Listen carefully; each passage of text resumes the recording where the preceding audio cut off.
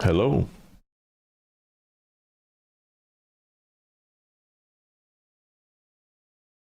I just realized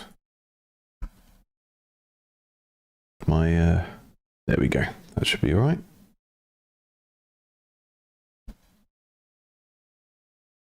I have just been, well, spent ages setting my audio up again.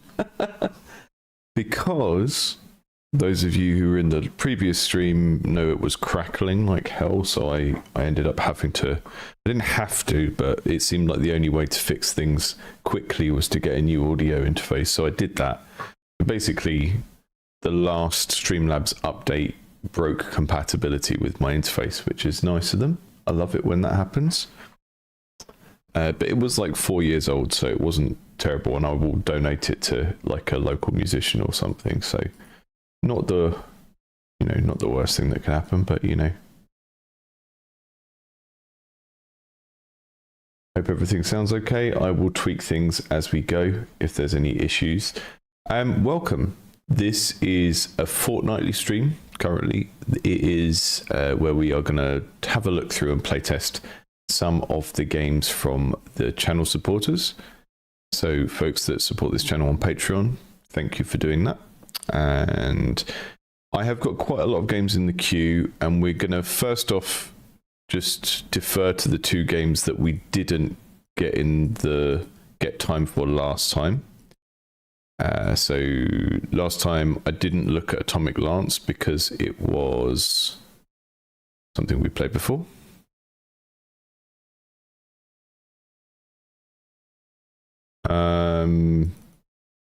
I don't think I've got access to that at the moment, so we might have to wait for that one. So I'll put that, I'll move that in the queue. And then a game about making a planet. Let's check this out.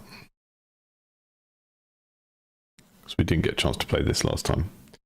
So yeah, I will jump straight into this first off, and then we'll see what else is on the list. We've got 1, 2, 3, 4, 5, 6, 7, 8 games to try and get through. I'm sure we'll be able to give them all a bit of time, even if it's only like 15 minutes each time.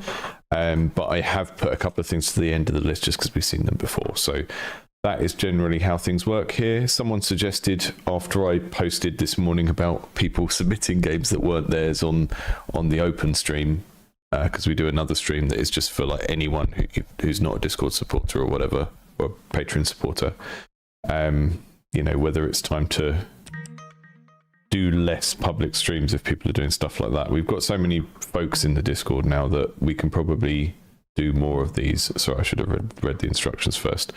Make a planet by merging particles together. The cursor pulses gravity rhythmically. Place it over the particles to merge them together. Once large enough, the particles will be pulled into the planet.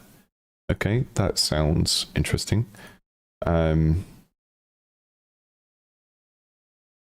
Might need to restart it. Come on.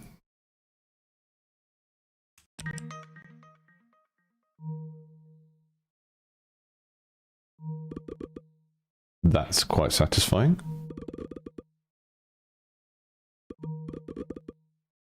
So we're controlling a little kind of bubble of gravity. Every time that radial fills, it pulls together everything that's currently touching it. That's interesting. Kind of satisfying. Everything's moving a little bit as well, so there is like this slight twitch skill element of trying to kind of keep the thing over several of them, because they could kind of just go outside the orbit of the radial So I'm struggling with my words today. I'm on the 4th day of going back on government mandated amphetamines, and I'm just settling into them.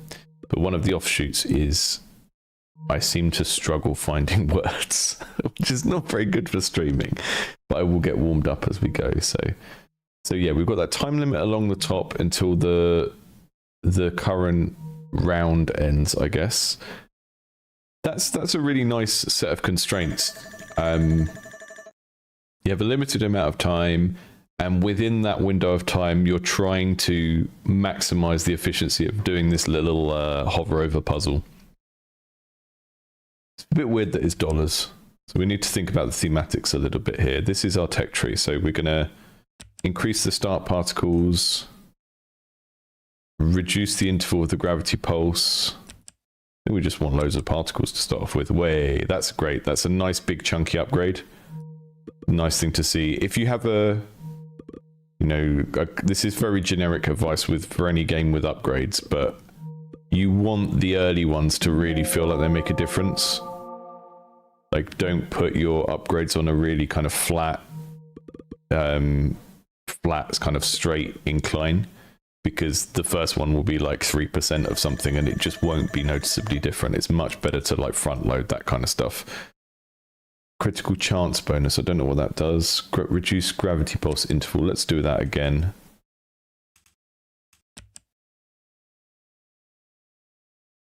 Thanks, Checha. The good thing about, I mean, when I started this channel, we mostly did pre-recorded videos, and one of the reasons why I switched to doing streams is that we get so much kind of helpful feedback from the chat as things go along, because the majority of you are making games as well.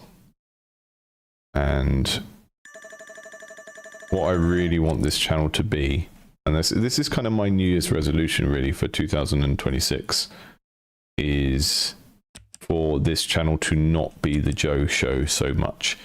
Now, I don't want to achieve that by doing a load of interviews, because I think a lot of the time, well, I think a lot of people here will know how I feel about the YouTube game dev interview circuit at the moment. I don't like it for various reasons.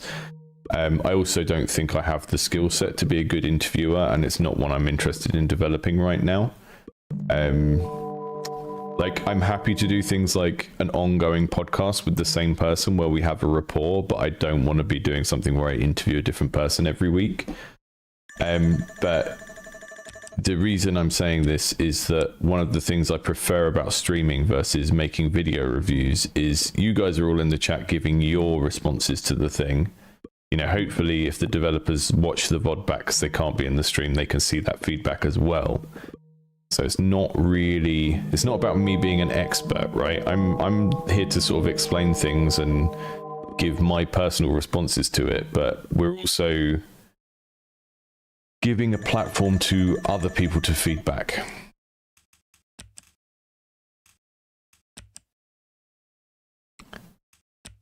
Because it can be very, very difficult to organize playtesting, as we all know, anyone who's done it. But it's also essential because the thing that your game is doing is providing the gameplay, and you can't base your assessments of your game's gameplay on yourself because you are too cursed with knowledge of how your game works. And so hopefully, what I always hope with these streams is that me playing something and playtesting something leads to other people playtesting it. It's not marketing, it's not, hey, play this game, it's finished. That's why we focus so much on unfinished games. But if we can drive more people to go and playtest games that look interesting, then that will benefit the games. It usually benefits the playtesters as well. If you're a developer and you can look at other people's games and sort of see what you think is wrong with them, you start to develop more of your own sense of what matters in your own development. And it might make you be, I don't know, a little bit less lazy about certain things if you can see what annoys you about other people's games when they don't communicate things well, or they don't give feedback where you need it and stuff like that. I'm not talking much about the game, but that's in many ways that's a good sign, because this is like the casual game test. My first boss, the first studio I worked at when I worked for a mobile company in my late 20s, used to say this of like, if you're making a casual game, one of the tests to see if it's casual is can someone have an unrelated conversation while they play the game? And I can do that here. The little kind of pop of the things going together is very satisfying. I know like merging is a very common sort of casual game genre, but the way that this is implemented as this kind of physical thing with the gravity is really neat.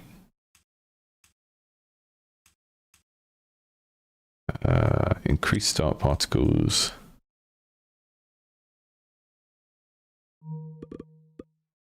Yeah, scatter disks, I kind of agree with that. So scatter disks in the chat was saying when the timer runs out, you don't get like your last pop. Because the timer isn't like subdivided into the amount of rotations around the gravity pulse, right? So sometimes the timer runs out and then your gravity pulse doesn't finish. I do think you should get till the end of the current pulse after the timer. So I'd, you know, time's up, then the gravity pulse. The problem is with that is you could suddenly move the gravity pulse to the most profitable place on the thing and get that last zap. But I don't necessarily see a problem with that. It could be a problem, but I think with one of these you want to err on the side of what's most satisfying, because that's what you're doing with these kind of games, with incremental games and games that use that kind of it's a game about doing something satisfying, right? It's scratching the same itch as tidying up or cleaning something.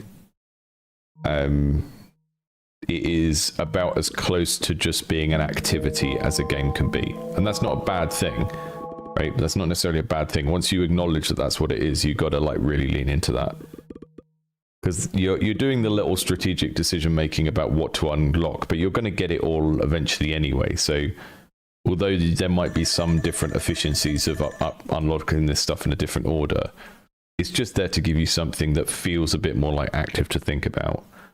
Increasing round time, that sounds good. Although increasing round time means that we don't get to come back to the screen as often.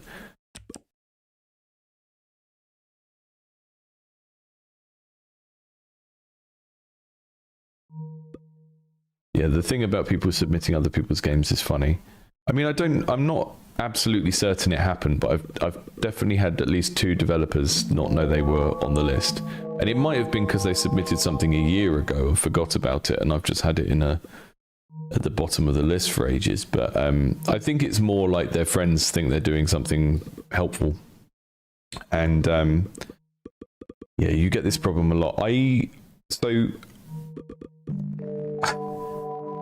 I'm not very good at following rules. I'm a little bit of an anarchist, but I've learned that over the years that it's the kind of people that in Dungeons and Dragons we refer to them as chaotic good, right? Like people that break rules to do good things for other people, right? Like you're kind of Robin Hood types. And I've found over the years that when you put these people into like some sort of big systemic operation, they cause loads of problems because they do things to make themselves feel good, but they don't really understand the ramifications of those things, right? You get it a lot if you work in a big institution, like a school or a hospital or something like that, you get people like this all the time that are always bending the rules to make little exceptions for things. And, you know, that's good sometimes, but often it ends up like hiding institutional problems. You know, like if there's something that needs to be changed or reformed about how something works, but the quote-unquote good people are always just working around that and making exceptions rather than dealing with the problem, then the people that are in a position to fix the problem never know there's a problem, right? You get these kind of problems all the time with these kind of chaotic people who are like trying to do the good thing or trying to do the kind thing or trying to do something nice for someone, and they don't really understand the impact of what they're doing on other things. And you know, yeah, like I said, with this channel, it's about consent. It's like I'm never super harsh on the only times I'm really harsh on a game is when I feel like they are treating players as dupes, or if they're doing something like really offensive or like hateful, like the edgelord atheist game we saw like in the first year of the channel, where it was like, oh, look how horrible some of the things in the Bible are. It's like, yeah, okay, Ricky Gervais, we get it. You know, like I'm very rarely super harsh on stuff, but I still want, you know, developers who have their game on the channel to have chosen to do that. And like I said, I mean, one of the games in question was Feudums, right? Developer didn't know their game had been submitted. It's an online multiplayer game that already has a decent sized community. People from the community show up and start defending the game because they think I'm like a random streamer who is just decided to pick on the game rather than someone who thinks that the developer wants feedback on it. And that's not a good experience for anyone involved.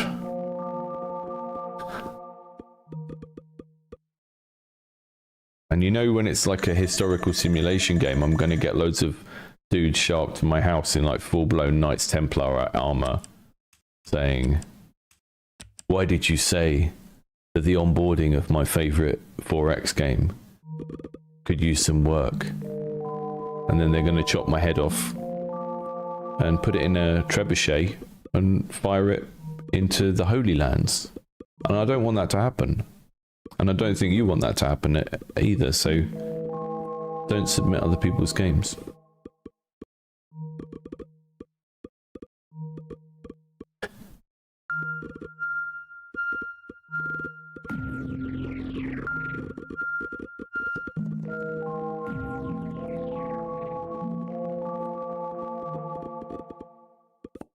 Yeah, this is satisfying. I think what Disc said about the grace period at the end of the level would be good.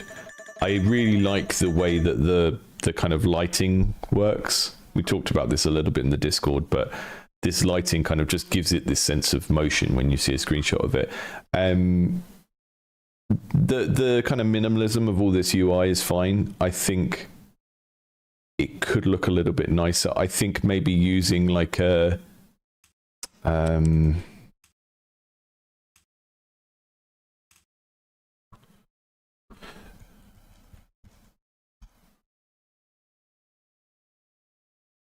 using something like using a typeface like this that is still a straight minimalist sans serif font but has a little bit of rounding on the points could just make this all feel a little bit kind of friendlier and cozier. The upgrade tree looks great. Iconography looks great, but yeah, just tiny graphic design feedback on the typeface. If you use one of those fonts like Fredoka that is a sans serif with a little bit of a curve around these bits, it'll just make everything look a little, it'll keep that minimalist vibe, but it'll make everything look a little bit softer and friendlier, and I think that might work very well here. I don't have a lot of feedback on the gameplay. That's the thing about these incrementals, is if it's satisfying, it's satisfying, and that is kind of satisfying. I could do that for quite a while. Okay, let's check out super fast food then.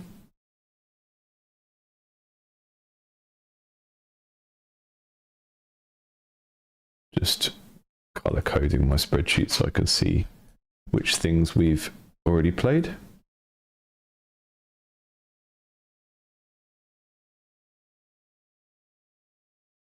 So I think this is like got a bit of a programming game thing to it from what I saw of it before, but let's find out. Super fast food is a cooking game where you control a single chef to make food super fast. At any point, press G. Okay, we're doing Factorio Overcooked.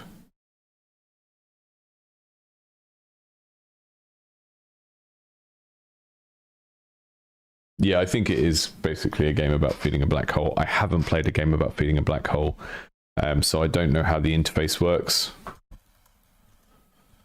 So we've got to be careful with words like exactly, because I don't know how the interaction works in a game about feeding a black hole. Hello, fellow engineers, and welcome to We Get Electrical on a Move, but maybe we need to get the upgrades first. Yeah, okay, you are hovering over, so it's pretty much the same thing, yeah.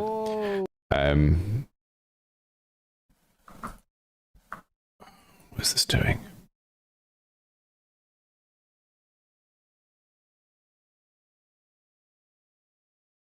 I mean, a lot of these are going to be learning projects. Let's just...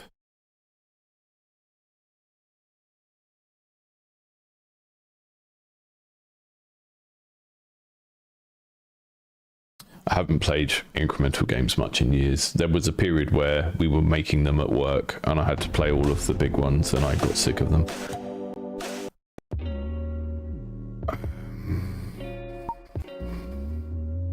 Press the menu button below. Okay, we're going to make a salad.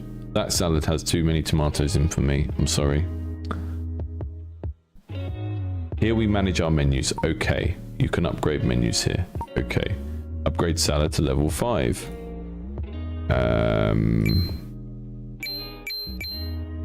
Okay. Only check menus are sold that day. Okay. Check salad and press the OK button. This feels like it's getting me to do a lot of things that aren't a good thing to get people to do straight away. Okay, we're checking it to say that that's what we're selling. Right, so we're deciding this is what our factor restaurant is going to make.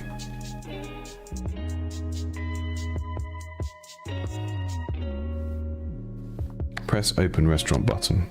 You can control with mouse clicks. Let me know if you can hear the kind of interface sounds and stuff properly. I've been messing around with sound levels quite a lot since, well, about an hour before the stream. Right click or give immediate command. Okay. Left click or Q key to queue multiple commands. You can hold up to 2 items. This is too much, right? So when you're chunking information for someone to learn, give them the instruction, they carry it out, and then you maybe need to do that again. You've just given me a series of things to remember, and you haven't anchored my memory with the act of doing the thing, right?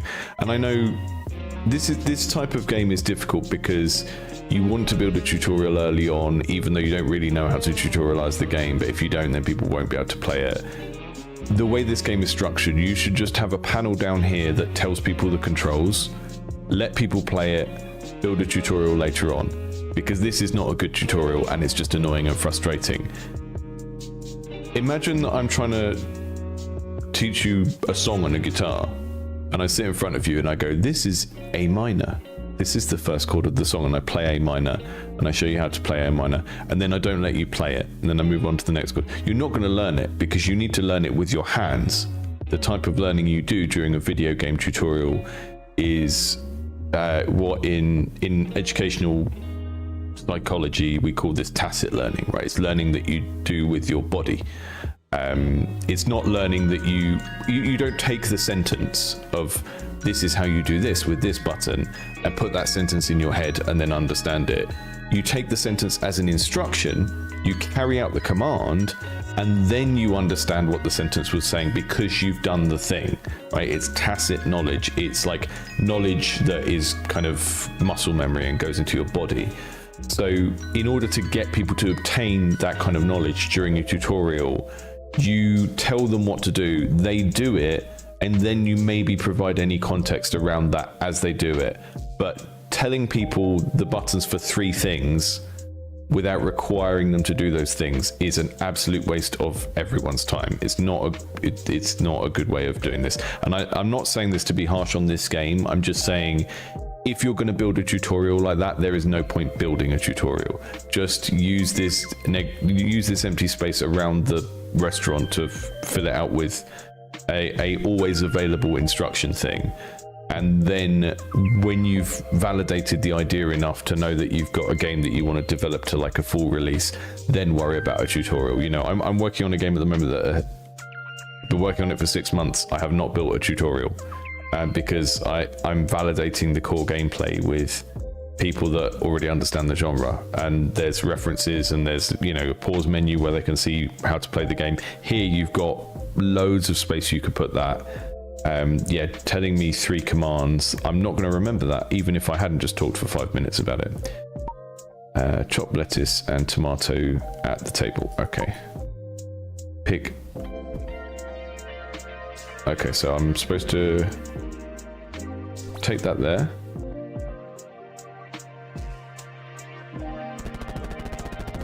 Okay, so this is pretty much like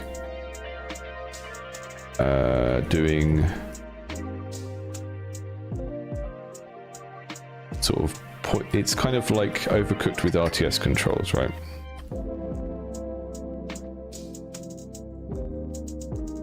See, I would not teach people about the command queuing until they've just done some actions. This is fine, right?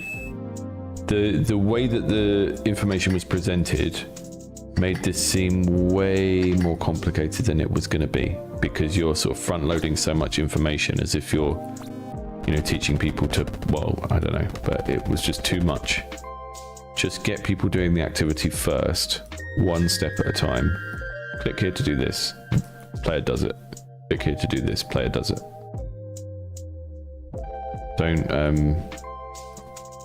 Don't try and front load anything, you know, really, if you can avoid it. Just one piece of information at a time, then secure the learning by doing the thing.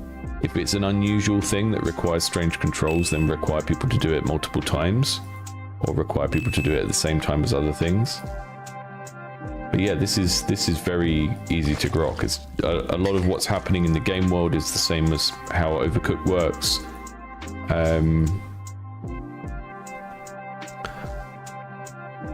And it was basically, it was telling me about buttons I could use that were actually just other things you could do with the mouse, right? So it's saying press this button to do this, and I'm just playing the game with the mouse and I don't need to press that button at all. So it's sort of a control preference thing.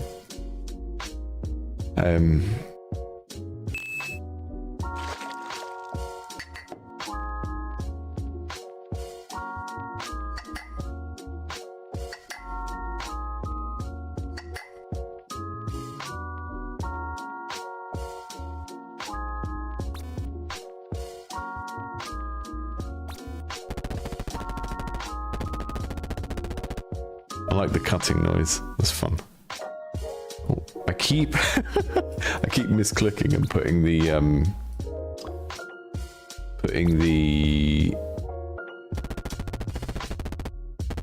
spreading the salad out over multiple plates rather than building a salad. Right, so we've got 2 hands, so we can pick up 2 salads. Show off. I keep forgetting, so I can click 2 things, pick 2 things up. That goes there, that goes there.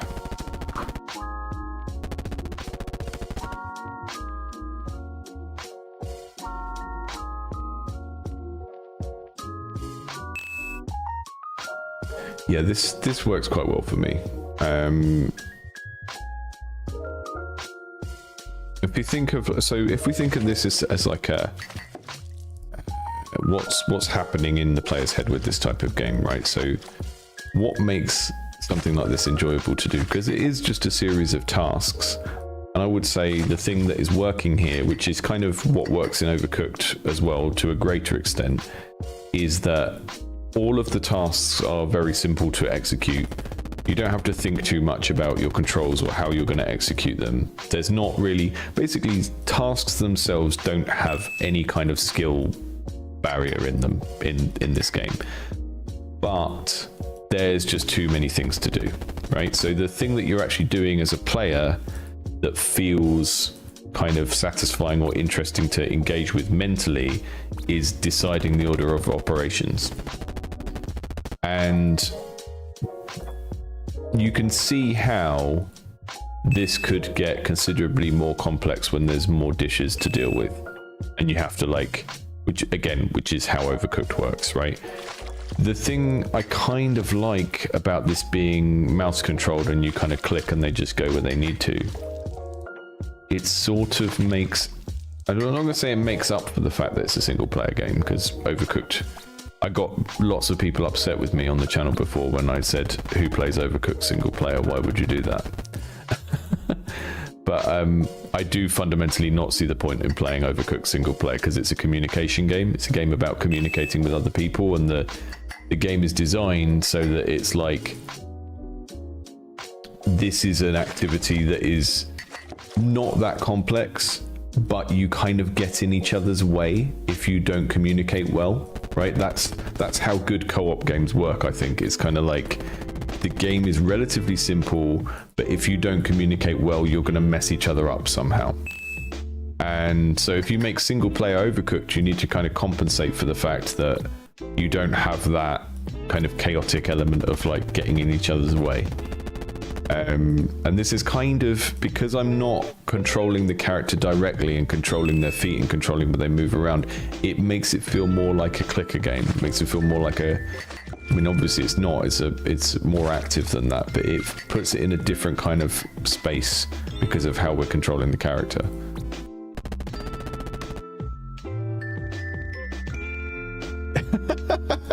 The post-dad game, yeah. Man, we've literally just moved into a house where I have a big enough kitchen to, like, the kitchen in our old house was like a ship's kitchen. It was so small, it had no drawers, it had one work surface. If there were dishes out from a previous meal, there was not space to cook. You had to immediately clean up from one meal before you made the next meal. Having a kitchen big enough to cook properly in is just absolute bliss. It's one of those things that you don't realize how much you've missed it until you get it back.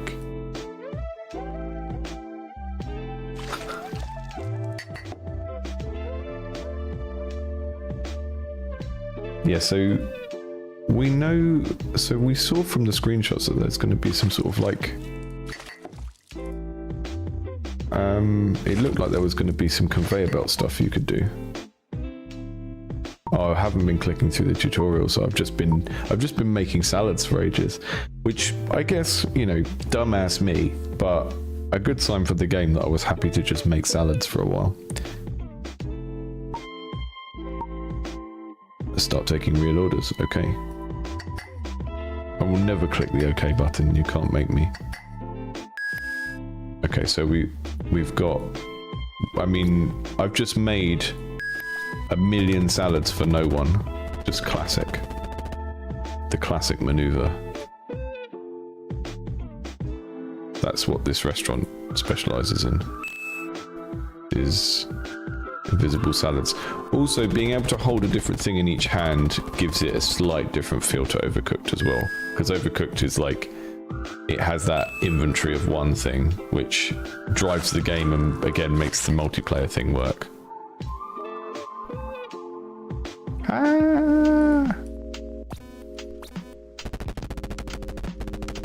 Oh, now we're starting to get some time pressure. This is good.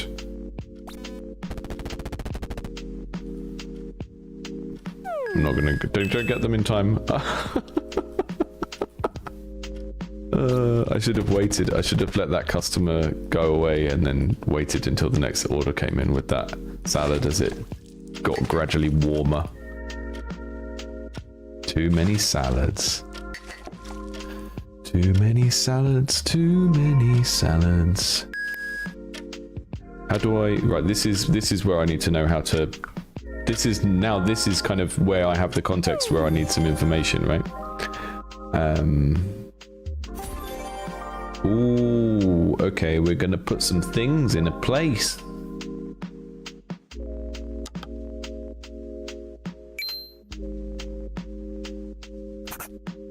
On completes, those are order timers. So we're doing some like automation game type things here at the same time.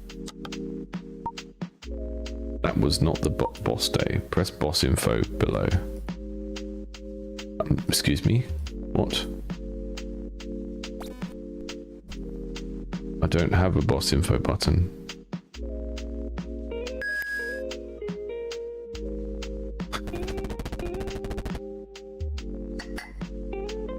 The tutorial is just saying some made up wild stuff now. It makes no sense. I can't press a button that isn't there.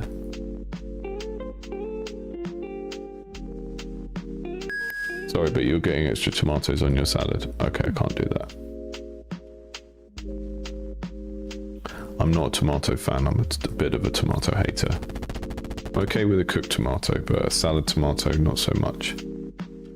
They're too kind of squirty, you know? I've got the I've got the tomato hating kind of tism.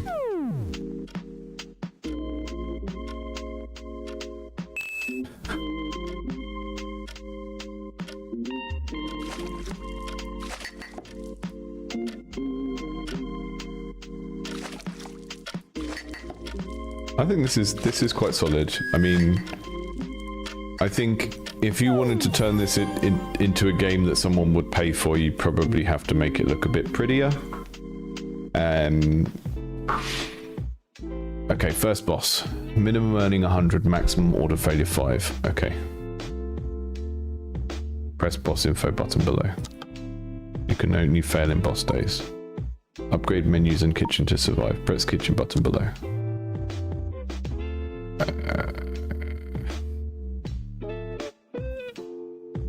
I can't work out... There's a few of these things where I can work out what I'd use them for.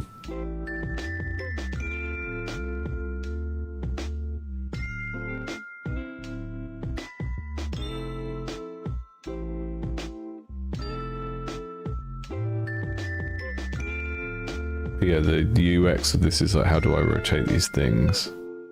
And can I walk over them as well, which is gonna slightly worry me. How do I rotate? There we go. So far, Factorio.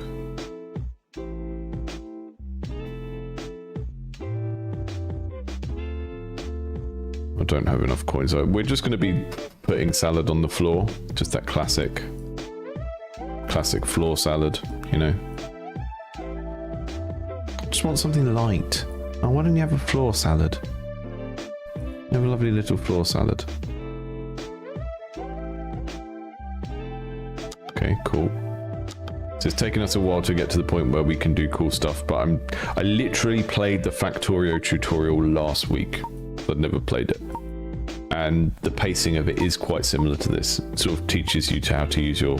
I'm not going to read all of this, that's too much in one go. It sort of teaches you how to use your character first and then do the other stuff.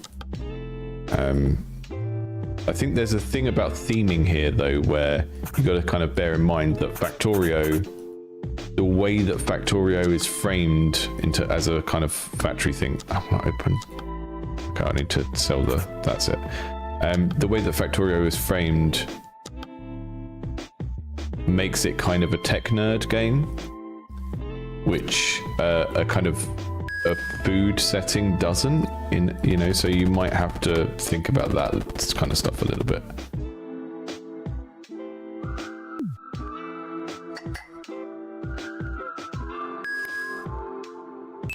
Like you might have to do something, if you were going to make this into a bigger game, you'd have to think about how the theming kind of indicates that it's a kind of, you know, machine programming based cooking game rather than Diner Dash.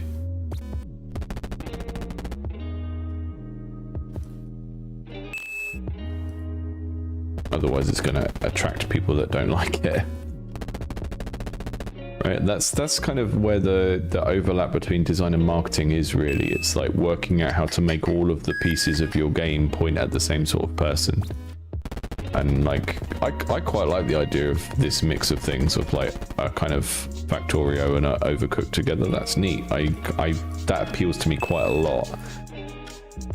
But and like the order it's taught in is very much the same as Factorio as well, of like, you know, you control the character and then you control the automation and stuff. But if you backload the automation quite a lot and it's not there in the theme of the game, then people are going to start off playing and go, oh, it's a casual cooking game, and then immediately get overwhelmed because suddenly it's actually a game about a robot kitchen.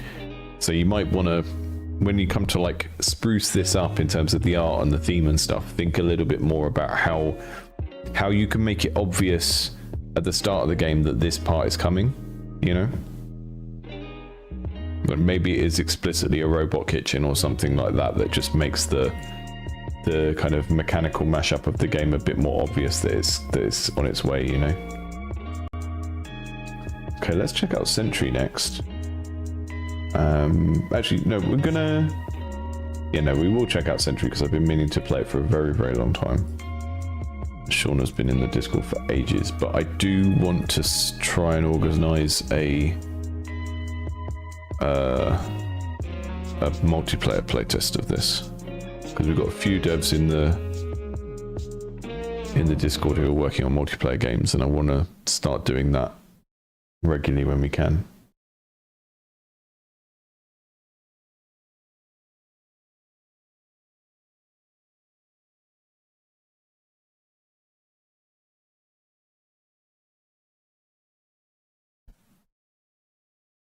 I mean, there's something very funny about the idea of a big machine that's doing cooking. It's kind of like giving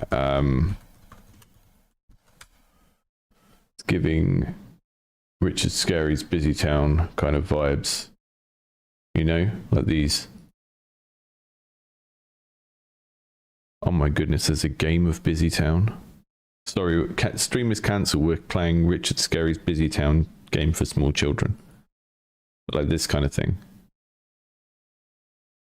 Why is it on banned books? Richard Scary banned. You know, this kind of thing. You can think of like doing...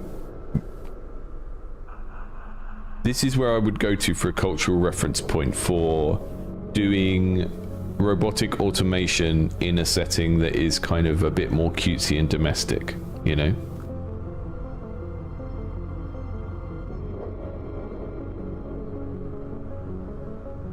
If you've never seen a Richard Scary Busy Town book, you've been deprived, and I'm sorry. Sorry for your loss.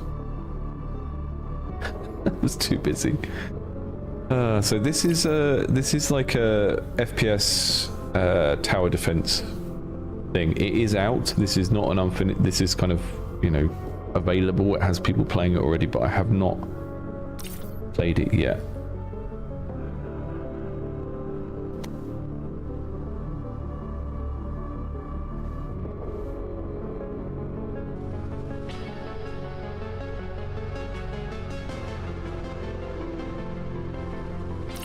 Can't think of a funny name today. Sorry, my brain is not there. I can't just call myself Nigel Thornberry in every game.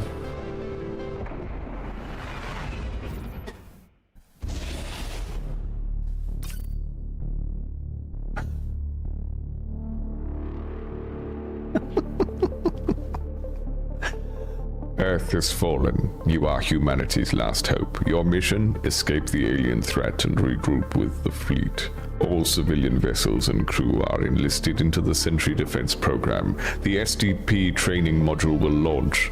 Following this message. End transmission. P9X. Traction pad. Thermal discharger. Continue. Greetings, citizen. I am the SDP training module. I'm here to guide and prepare you for Sentry duties on your journey. Advance to the next node to begin your escape. Don't mind if I do. I love advancing to a node. Warning, enemy patrol ahead. Collective dropships block your escape. Prepare for boarding. Oh, I need to click on the next node. Enemy invaders will attempt to fight through the ship and destroy the core. It is the duty of a sentry to stop them. Select the subsystem that has been attacked and deploy. Okay, so there's the naughties. There's the hallway. Deploy. Get out of my hallway.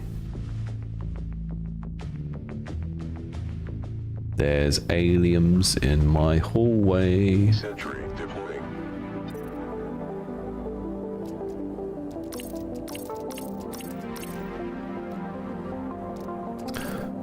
Gun. Gun. Gun, please. Traction pad. Thermal discharger. Notice that the way that this is designed to go left to right. This is the stuff because the assumed, this is kind of a general UX thing in a culture that reads left to right. The assumed direction of travel, even in a menu, is left to right, right? So generally we would have a platformer that scrolls left to right. a menu will go left to right with the thing that is to kind of go next at the bottom right, because that's where your eye rests after you've kind of read the page. And also, just it was incredibly intuitive to grab stuff and drag it from that side into that side and understand what was going. It was like, I'm going to go over here and click on this deploy button, and this stuff is coming with me, and anything that's over here gets left behind. There's like a kind of just a physical kind of metaphor that you just intuitively understand about that.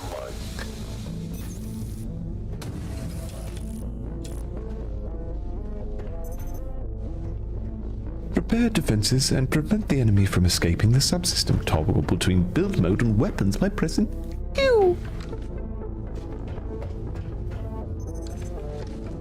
Okay, so I have got a lovely scroll wheel thing here. I love it when the scroll wheel works. I'm holding my mouse up to show you the scroll wheel in case you don't know what a scroll wheel is.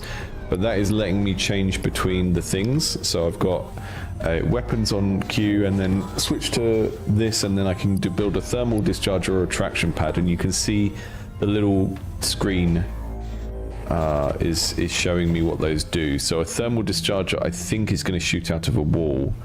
The enemies are going to go from there and over here. As I said, I'm probably going to try and organize a multiplayer playtest of this, so I'm going to just probably play one level of it now to give you a sense of what the game is like, but this is the sort of thing I could get seriously into. I really loved Dungeon Defenders. So is that a traction pad? That slows them down. They're going to enter here. That looks like it might be a choke point where they're all going to run across, so I'm going to slow them down there. And then I'm going to put my thermal discharger here. Ooh, what's a terrible case of thermal discharge. And then press enter to breach now, so that's going to let them through. It's just speeding up that countdown at the top. Aliens.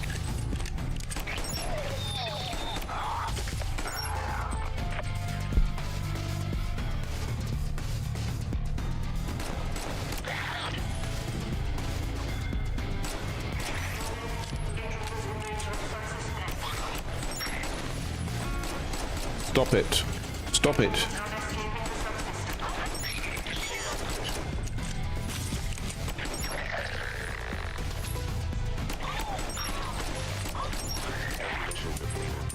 Uh-oh. Okay, no ammo is literally no ammo. I see. Ah, there's an ammo placed there. Yeah, this is a good layout. You can see sort of how... You can see how the layout of the level is designed so that it's slightly inconvenient to have to go and get ammo, right?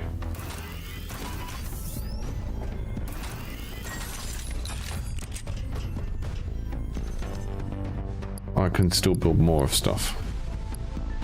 Because it costs... Does it cost credits? How do I know how many credits something costs? I'm going to put another thermal discharger on this wall. I'm going to put another traction pad. Let's just slow them down from coming in the first place.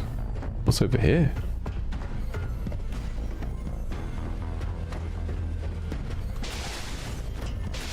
I've got a double jump as well.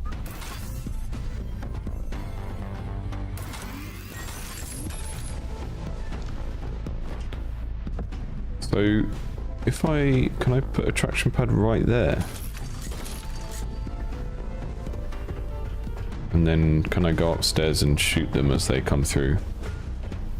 So double jump over there. Oh.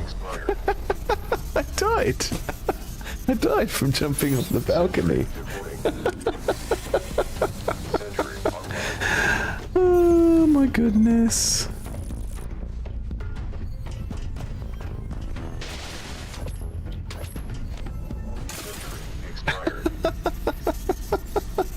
I didn't even see what I was jumping down that time.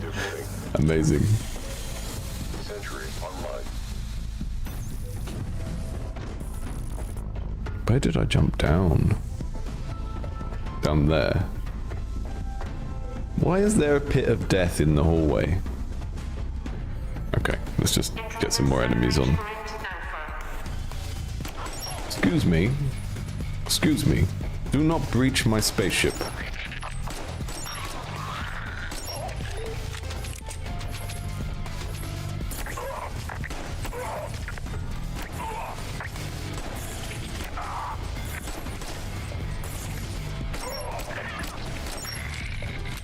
Love these enemy designs. They're giving real kind of Power Rangers, Putty Patrol kind of vibes. They've got enough kind of character to feel like they have a little bit of individuality and personality, but not so much that you feel bad about squanching them.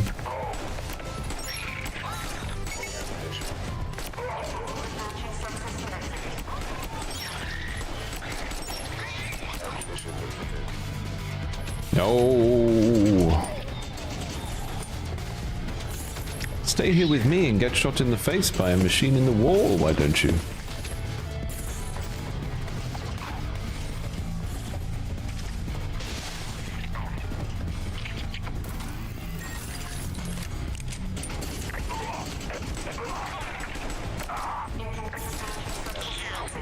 Excuse me, alien. There's a ammo around there.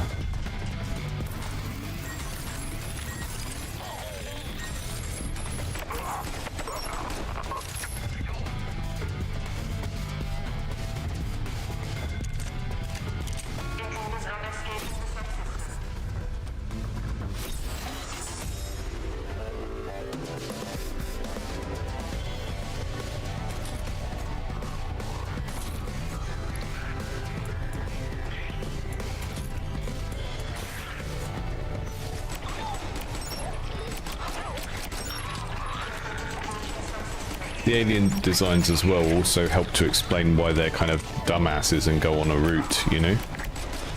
Because that's a problem with... Well, it's not a problem, but it's one of your design problems when you're making a tower defense game. Is like, the enemies need to walk on a route for the game genre to work, right? So then you need them to thematically be something that would not be too smart. Because can you imagine how silly it would be if they were wizards, right? If they were an archetype that is supposed to be intelligent, like wizards or scientists or something, and they were just like running in a line to get massacred, it would feel daft. And that can be funny if you're intending it to be funny, but many games are in the realms of being unintentionally funny, and we want our funny bits of our games to be intentionally funny, because that's good.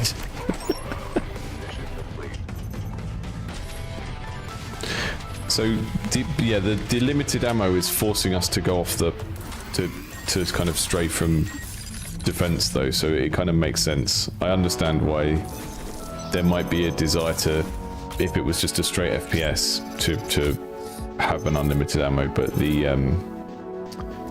you can imagine this with multiple players. It's like you're having to occasionally run and get ammo and tell your friends you're going to get ammo, and, you know, make sure that you're not all leaving to get ammo at the same time. So you do, again, it's what I was saying about Overcooked with the last game. With a cooperative game, you want things that are relatively simple to do, and then some sort of spatial puzzle that splits the team up or makes them get in each other's way. That's kind of the formula, really, for that kind of game. Each enemy that escapes will reduce the subsystem health. This makes future defense of that subsystem more difficult.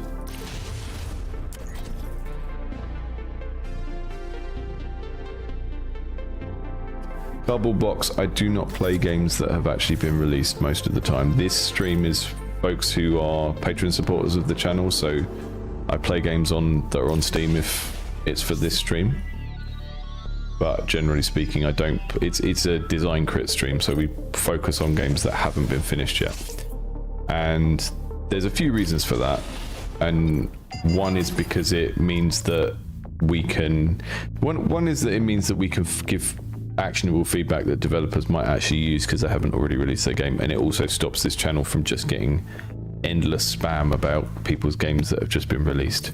But quite frankly, if someone wants to, you know. If someone wants to be on the channel just to market their game because it's come out and they want exposure and they want marketing, you're going to need to pay people for that in some way, shape, or form. You know, people with an audience are just too busy to do things for free just because they like stuff.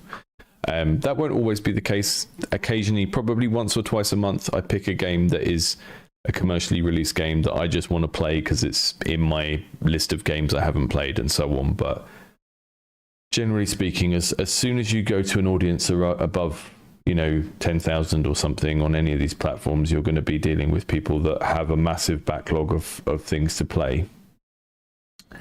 So yeah, the main streams we do are for unfinished games, and that's because it's a design review stream.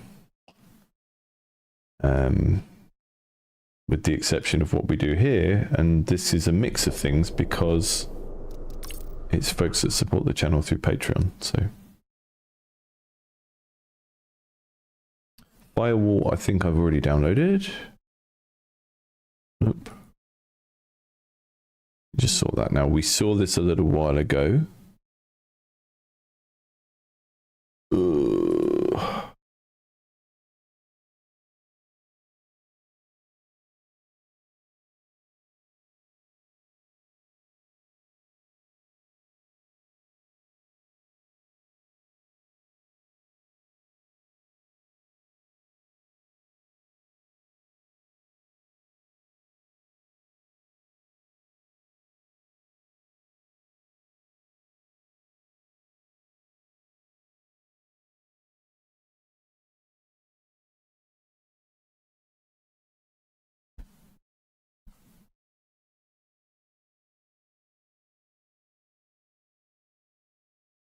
The thing is with this channel as well, I want to be free to be critical of games, right? And to sort of say, oh, this could have been better in this way.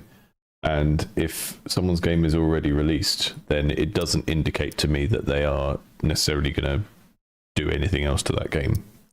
Whereas if we focus on games that are still in a alpha stage, then people are actually submitting them because they want feedback rather than submitting them because they want promotion, you know. I've played this before. I'm going to go straight into the spam level because I've played this before. So this is a tower defense where we are using, and we don't have any music on this yet, so I'm going to just put someone in the background. Sorry, switching around a lot. Cyberpunk. Let's see what comes up from that. That'll do. That fits.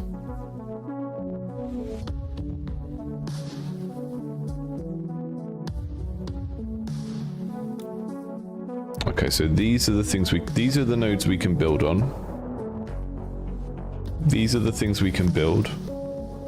And then we can unlock these other areas by adding new circuit cores.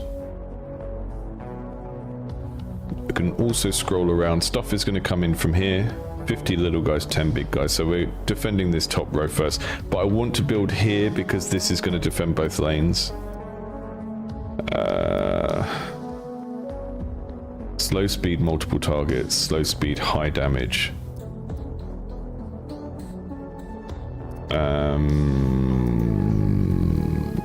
That will be our slow speed, high damage there. And then we'll put a red there and a purple there. We can sell stuff, we can upgrade it.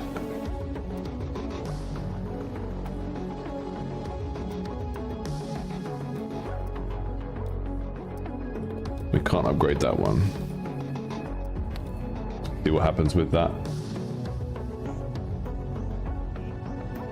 Oh yeah, I can look at the tutorial. So I'll just do this round and we'll go back and look at the tutorial.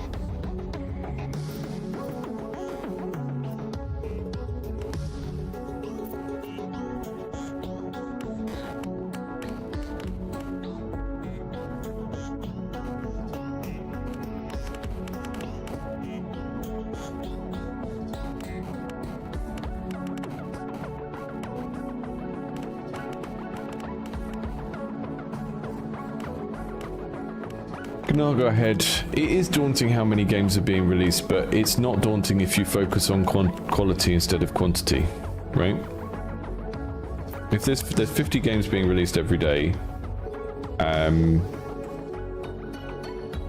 a lot of them will be hobby projects. A lot of them will be someone making a game in a genre they don't understand because they think it's going to be popular, which is like the worst way to pick what to make. You got to make something in a genre that you love, that you have the right skill set for, and the vast majority of games being released haven't been produced that way. So you know, if you think in those terms and think about the goal is making a quality entry into a game genre that you care about, then you've got a much better chance.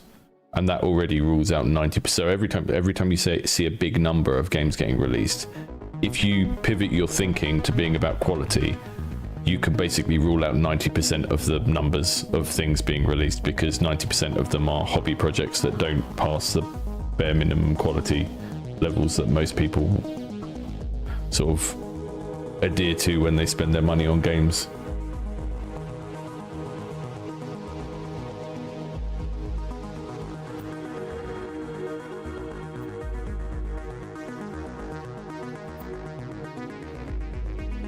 Yeah, there's something really satisfying about this. So at the moment, I've just got a laser. Can I upgrade it in the middle? It's starting to get by a bit. Oh, that takes a little bit of time. Okay, that's cool. So you've got a trade-off there, because if you didn't... So the thing shuts down for a moment while you're upgrading it, which is kind of nice. It sort of discourages you from just doing stuff in the middle of a wave. Ray is a well-balanced defense chip that excels at slow-moving large enemies due to a charge mechanic that increases damage with each attack. Place one in the socket connected to the upper lane next to the quasar. Okay, green boy. I do think eventually these modules might need to be a bit more representative of what they do, but maybe you'll learn it as we go.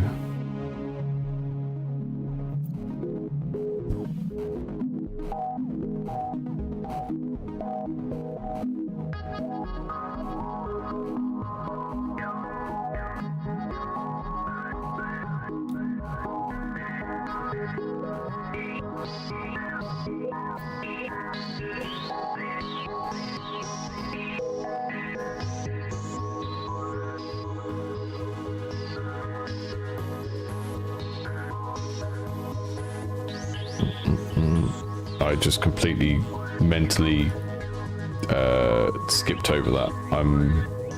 My brain is not with it at the moment, so I don't know what that last one told me to do. Oh dear.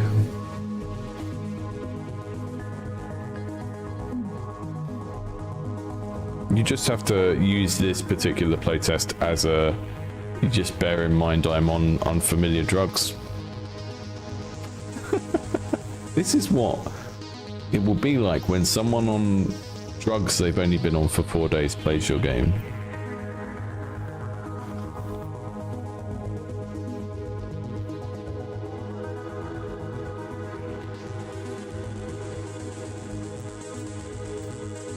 Yeah, if I turn the music down, I don't think I can hear the sounds at all, but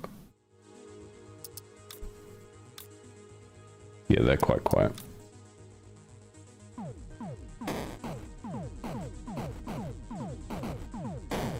I don't know if the volume on the browser is quiet or... Oh no, this is a download, wasn't it? It does feel like it could be faster. It also feels like an ideal sort of game to be able to control the speed. Like press 1, 2, 3 and it changes the speed mode, which would fit the kind of... the theme of... It would fit alright with it being a computer and it being a kind of Tron type situation to have control over the speed.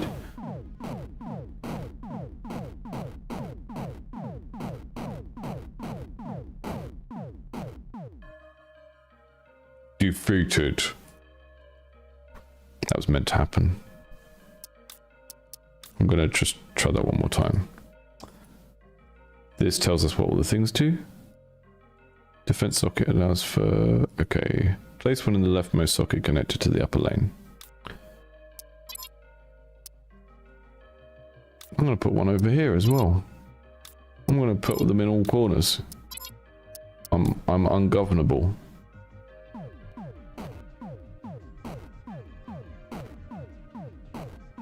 Now, the unstable neurochemical market is for gambling.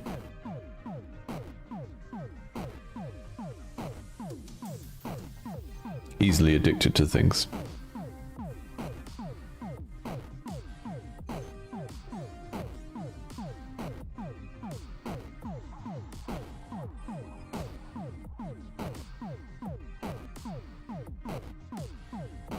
Yeah, you can imagine like the final version of this game, like someone in the chat said, of like some sort of dance music, but also with like all the lines and stuff sort of gently pulsing as well.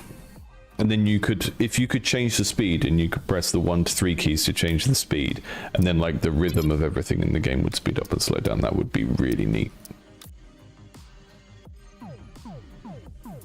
It's not an itch, no. So look at the bottom left of your screen. That tells you how to submit a game. And the middle of your screen tells you how to support the channel so that you get your games playtested more frequently. But to submit a game for the open stream, that's the bottom left.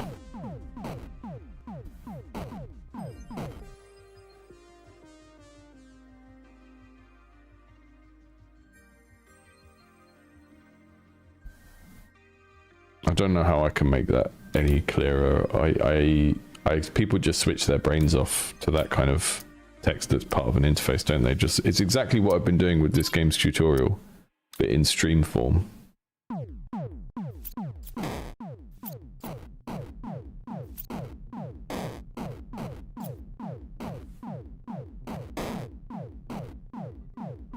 It already has a kind of, feels like it's making its own drum beat because it's such a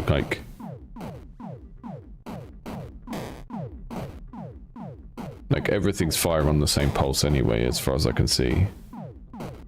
So you could do a thing where the game is sort of generating its own music, you know?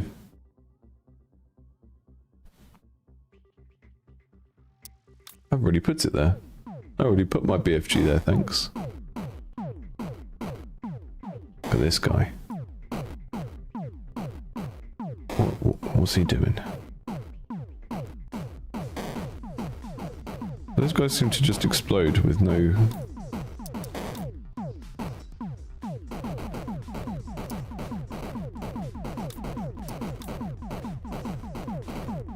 Oh, it's that's sniping them, the blue one. Yeah, I think sometimes it's a little bit unclear which thing is doing which. So the power's down on these. So in this case, what I should have done really was turn the power off on these two ones up here so that they could prioritize the bottom lane. I'm going to try it one more time because that's an interesting little turn where the tutorial becomes losable, right? That's neat that we have like a very easy couple of rounds of tutorial where it's telling you what to do, and then there's a point where it's like actually testing your skills. So what I should have done is maybe turn these top ones off. I'm not sure if the game taught me to do that, but that doesn't really matter at this stage.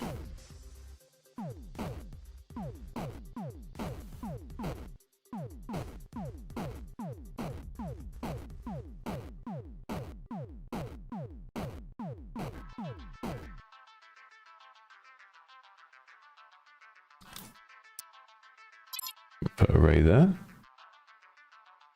We don't need to build the bottom lane yet, so I will stop building things prematurely. Well, I really want to.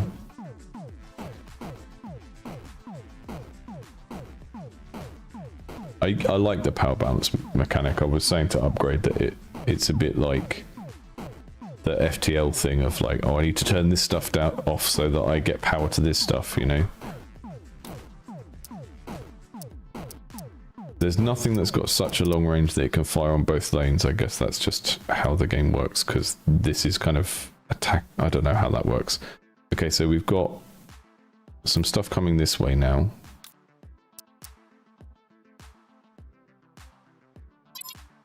Do Do a slow speed, high damage, upgrade it. Slow speed, multiple targets, maybe here, because we've got lots of little ones coming along this way.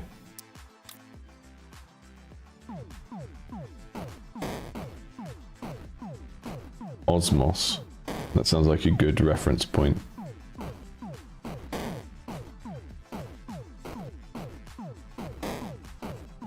Yeah, so I think one of the things about the tutorial implementation is it's quite easy to dismiss one stage of the tutorial and then not be able to get it back, which is a problem that I've had a few times, because it's the type of game where you're more likely to be, yeah, I know what I'm doing, go away. Right? I'm already a bit like that anyway, but with this tutorial in particular,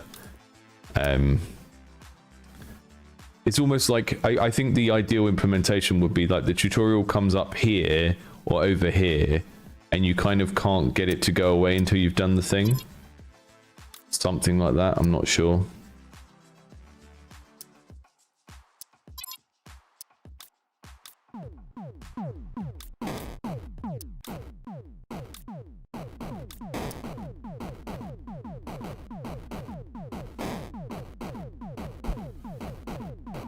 I'm not going to beat it.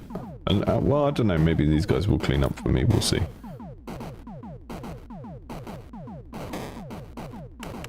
Oh, look! I love the way the purple tower works. That's neat. It sends a little guy. Little spider.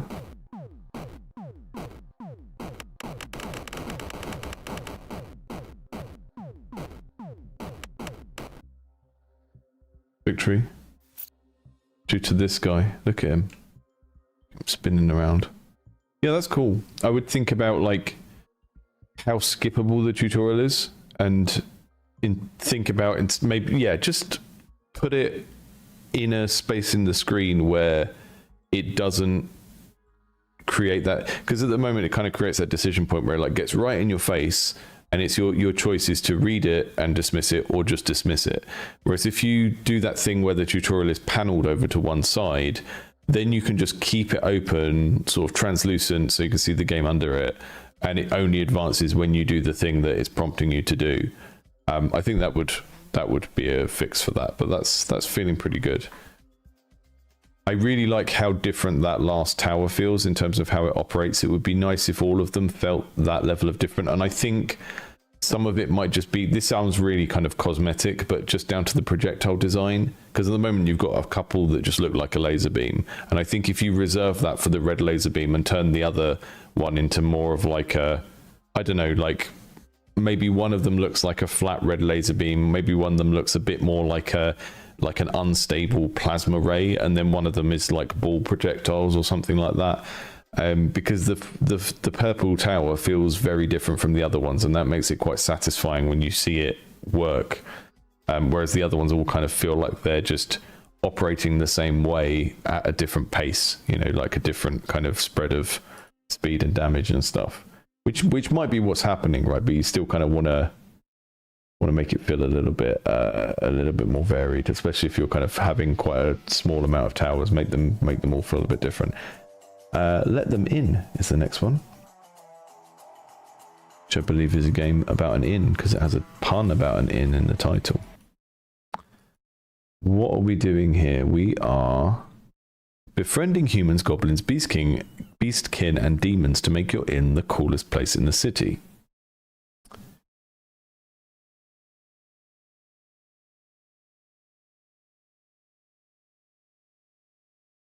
Choose the best spot for your friends to hang out, and they'll reward you with gold and favor. Use favor to invite more characters and collect enough gold to complete each week. Some folks are bad for business and put your inn at risk. Let too many in and others will leave. Unlike most deck builders, there's no hand to manage. Embrace the unknown, chill out, and make as many piles as you can. Okay, so we're doing like, I think this is based on...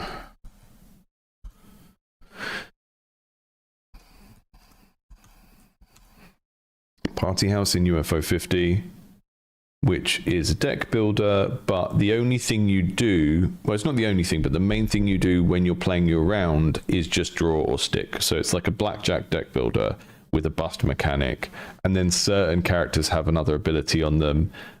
This is a little bit similar to...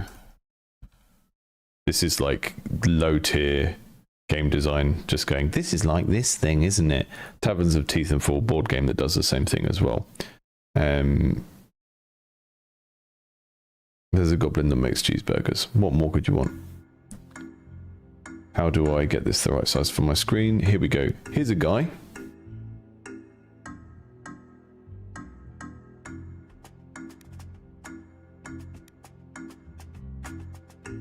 Handsome mug. Great name.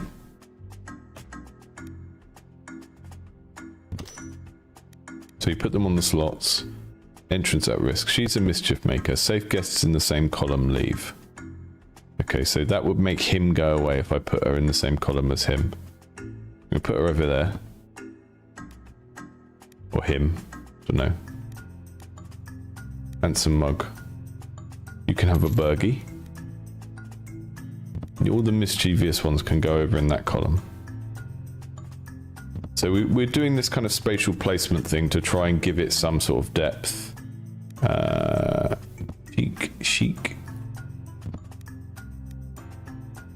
That's it. I can't do any more.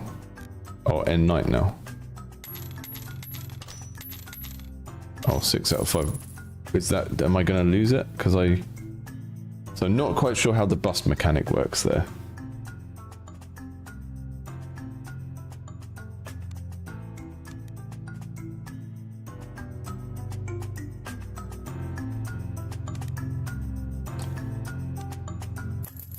Collecting the gold.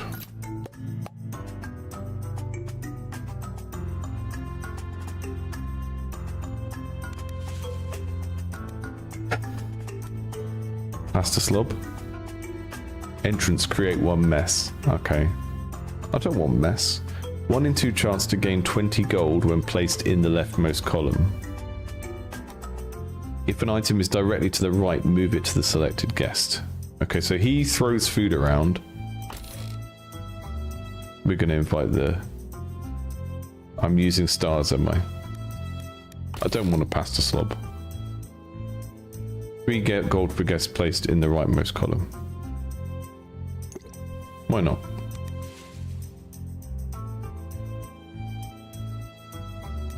Right. You go over there. You can have a sodi. You can have a burgie. You can just go and hang out in the corner. He needs to go in the leftmost column and then we get a chance to get... Oh. Guess I'm unlucky. That's a bit unsatisfying.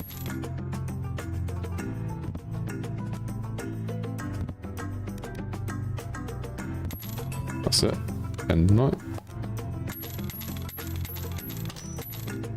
Yeah, the way that the risk mechanic works feels a little bit confusing because the number increases like you've actually taken the extra risk, but you haven't seated them on the grid, right? So it's a little bit unclear whether you're incurring the risk when you put the character on the grid or when they come through the door. Because when you place a character on the grid, the next character comes in the door, and when you've got 9 characters on the grid, it still shows you the next character and increases the risk even though you don't have anywhere to put them.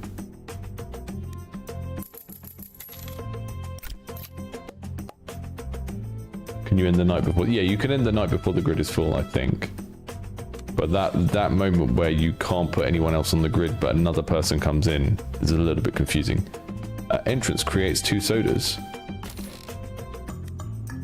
Adjacent goblins game. Yeah, we're going to do a goblin build with...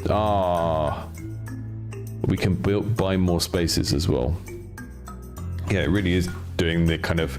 So in Taverns of Teeth and Fall, you have a grid of tables. And that's basically how many cards you can draw out each round when you draw your customers out of a deck. So you're kind of gradually upgrading that. It's doing a similar thing here. If you wanted this to feel less abstract, you could make these like seats or something, but it's the kind of the main thing we're doing with the gameplay here works very well for me. Create some sodas, so they just Entrance creates two. Oh, there they've gone on the grid. Okay, you need to be in the leftmost column.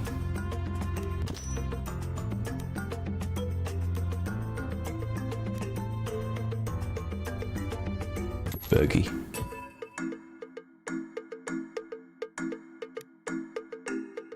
Oh, that's... Oh. If I place her there...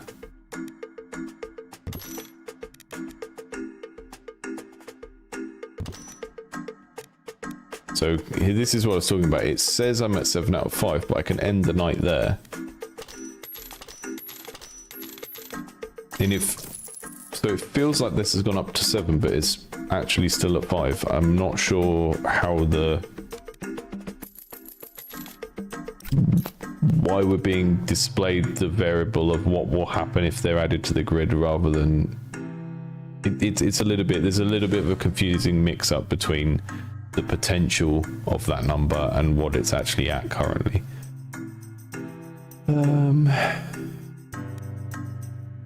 Goblin. Just all the goblins. I'm just getting all the goblins.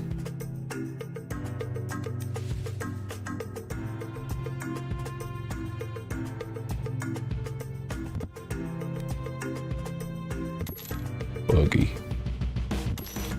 Sody.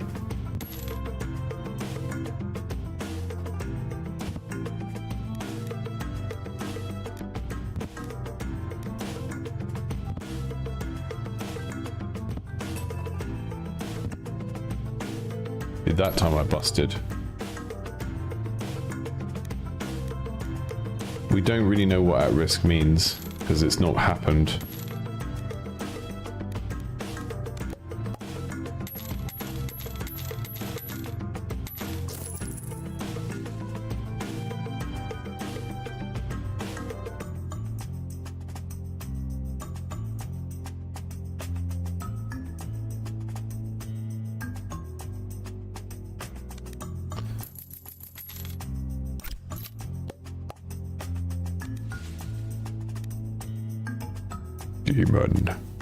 Human.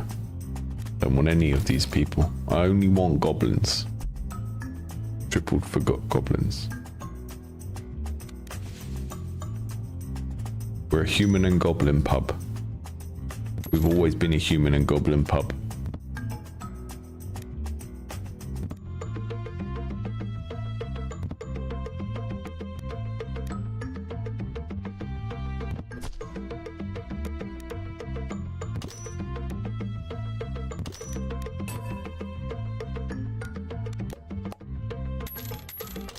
Very satisfying. People are saying the animations feel a bit slow. I don't know. My piece of advice there from like a project management point of view or like a tooling point of view is to always have a place in your game where you just can have a global control of the animations, because that gives you lots of options later on. So, you know, you can put it in very simply early on in your project. And then once you get to the point where people are actually playing it, you can either have an option in the menu that speeds it up, or you can speed it up in the game based on something else happening. Like, I don't know, the first 3 characters you place do the slow animation, and as you play through a round, it gets faster. A lot of mobile, I noticed the last kind of full-time day job I had, for anyone who is new to the chat, it was at King, so the people that make Candy Crush. I was working on one of the Candy Crush games. We were looking at a competitor's game, a different match 3 game, and we noticed that basically the further you were into the game, the faster all the cascades and stuff happened. They had like a global animation speed variable, and they would just look at how long you'd been playing the game for, and they'd say, oh, this person is on level 100, so their game is like twice as fast as someone on level 10. There's all sorts of ways that you can then use that animation speed thing, and you can do it based on how deep someone is into their session. So if someone's been playing longer, the game speeds up, or it could just be on a round by round basis of like the first 3 characters you place are very quick and or very slow, and then it kind of speeds up within that round. But if you have everything hooked up to that, you can work out how to use it later. You know, it's not a difficult thing to implement, and you can just sort of have it and then work out what it's for as you develop the project more. Supply guy. Adjacent goblins gain 5 gold. I don't have any goblins. I'm trying to turn this place into a goblins only joint, but these humans keep coming in.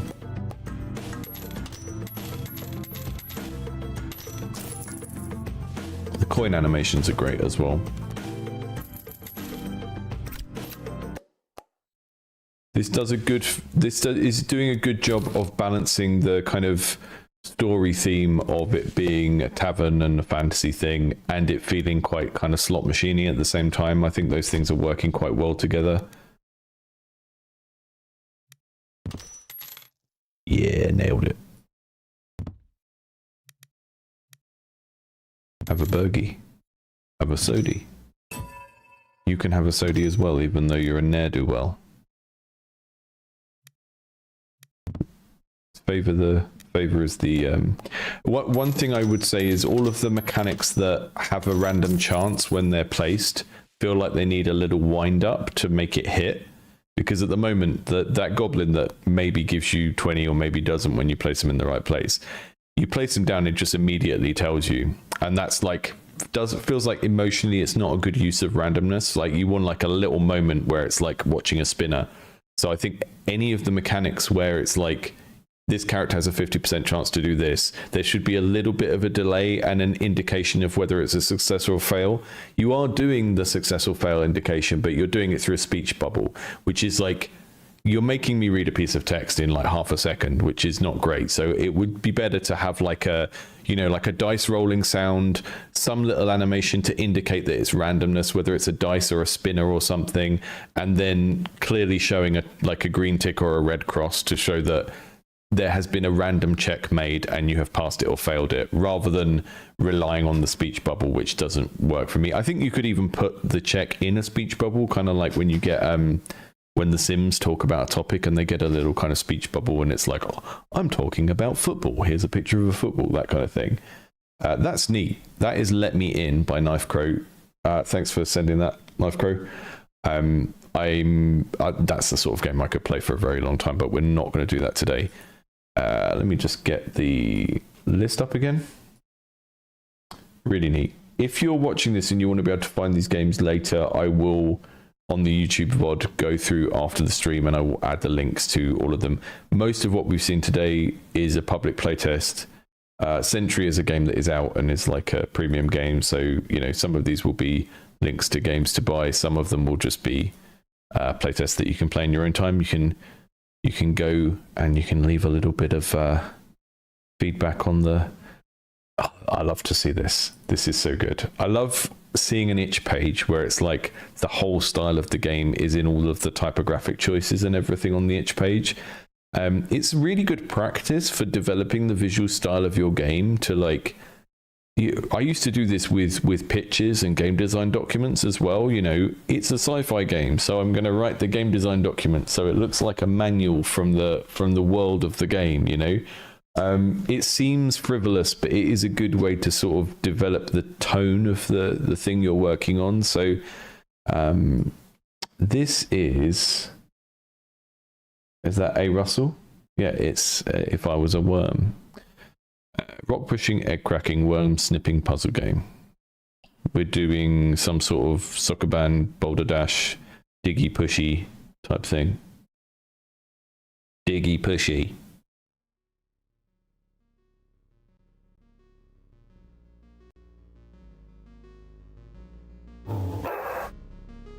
Thank you, Riker. I like it when people like the chains video because that's the most unhinged and possibly unhelpful video that I've ever done.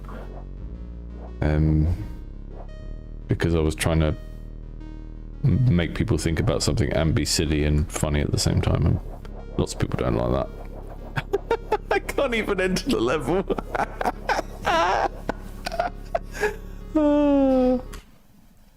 If I was a worm, I'd get stuck in a hole. 'Cause I'm not good at worming. I get stuck when I'm squirming. Okay. It's so funny that you can get stuck on the... I don't even hate it. It was very funny.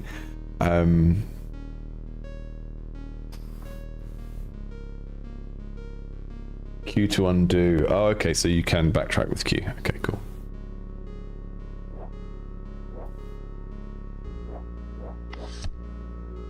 The button. But I'm not long enough to press the button and go through the door, right? So I'm gonna have to get this little rock.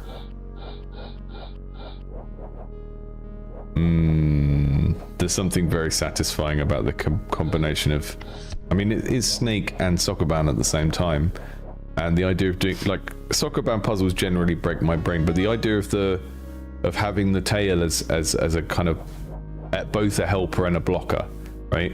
I feel like there's like a general game design principle there of like, if you can have an element of your game that is both a help and a hindrance in different contexts, then you get a lot of really rich gameplay out of that. And that's kind of what this tail is doing for us here, is that, right, if I go that way, I can do that. But I think what we need to do is eat the apples to grow, right? And then we get longer.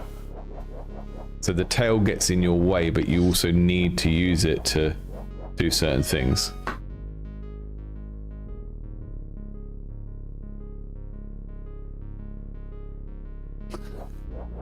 Failing at being a worm. This is great.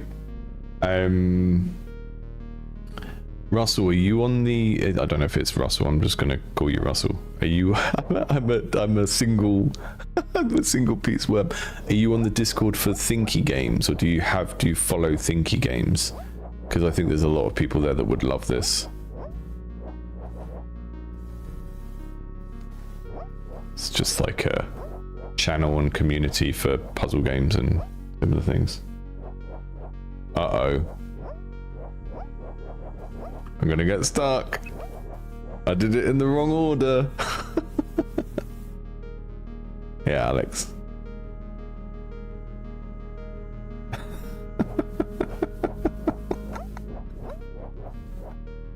Would you still love me if I was a... Oh my goodness, it's Astral. It's Astral from the Roblox studio I used to work in, where there were two people with very similar screen names. I don't even know which Astral it is. Oh, I need to not eat that one first. I need to go around there, get those ones, and then go around there. There we go. Okay, and then we won't get stuck here. Oh my goodness, we will. I'm an idiot. Okay, so the middle bit is the last bit. So we do that, leave those. Look at the attention to detail there. Look at what the eye is doing. The eye is finding the nearest apple and looking at it.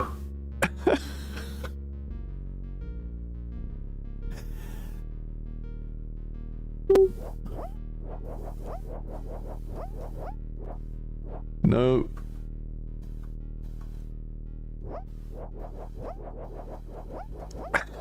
It's quite hard. This is very early on and it's quite hard already. Okay, so we need to leave that apple alone.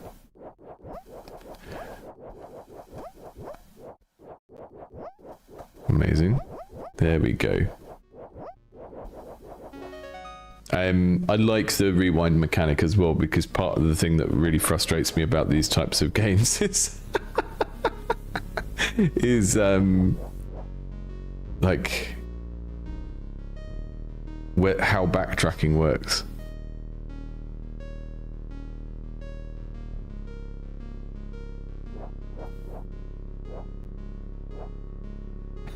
Wait till you get to the eggs. That's the most ominous thing anyone has said in a chat recently. Ah! I got snipped. Oh no.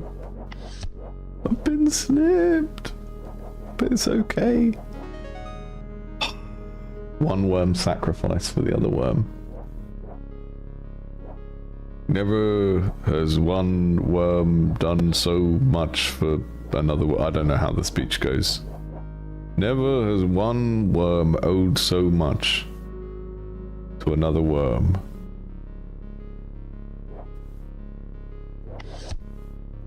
Hello, egg.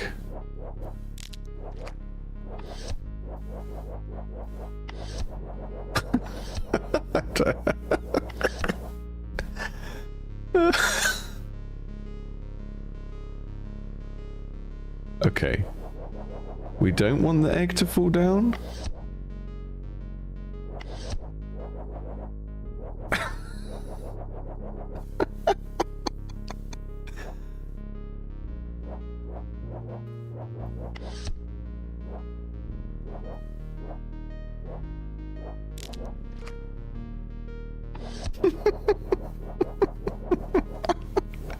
Yeah, the way the eyeball goes kind of trail back is really funny. If I was a worm, I would wiggle all day. Yes, I did not get far in Bad Bros U. I will maybe I will try it again someday. I do really like that game.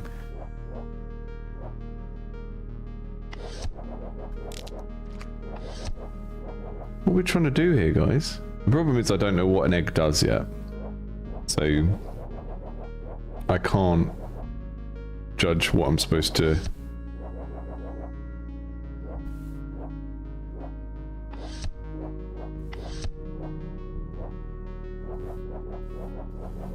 I've got an egg on my tail.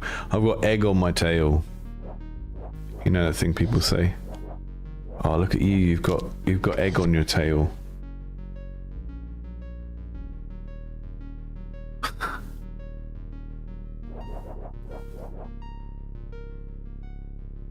Is an egg supposed to shrink us? Is that what we're trying to do with this?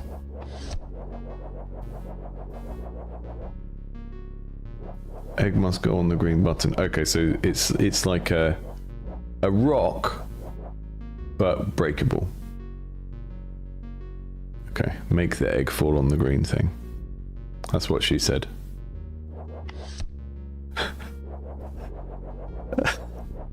I only like saying that in situations where it makes no sense.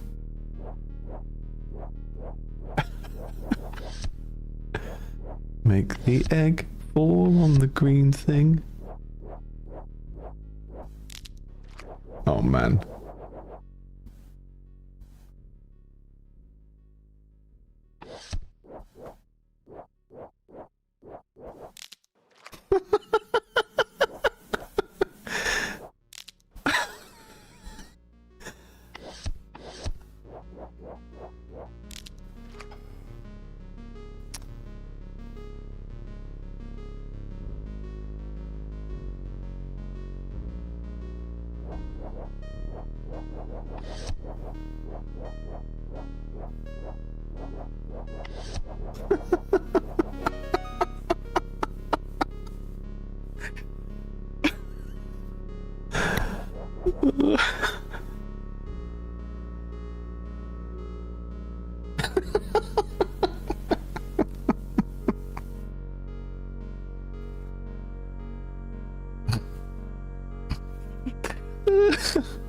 I don't know why this is so funny. I mean, it's just really, really funny. It's a combination of things. It's like...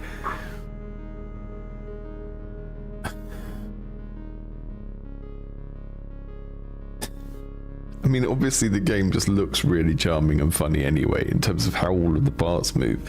But there's also something... I mean, this is partly a puzzle game thing, but it's also something about authored levels.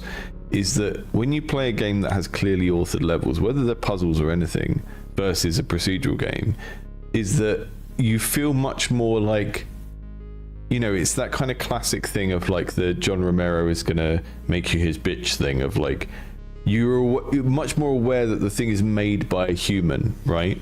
So the thing that was making me laugh as I completed that last level is I felt like someone was playing some sort of practical joke on me. And that's like what's charming about this kind of experience is that sort of sense of like, oh, a human made this. I should probably be angry about that or something. Yeah, 2 mini worms working together, worming all over the world. Right, let's just see how many more games I've got on the list. I've got a hard stop around 12:30. That was If I Was a Worm. That is just wonderfully charming. How much of this is there? It looks like there's quite a lot. This feels I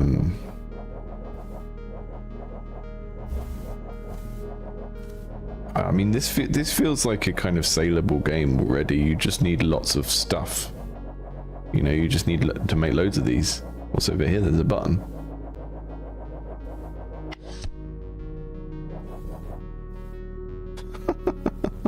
The button. Do you actually get longer in this as you complete the levels? Is that a thing that's happening? So you would get long enough to press the button and then go through there. Is that part of how that works? Yeah, that's great. I really appreciate that.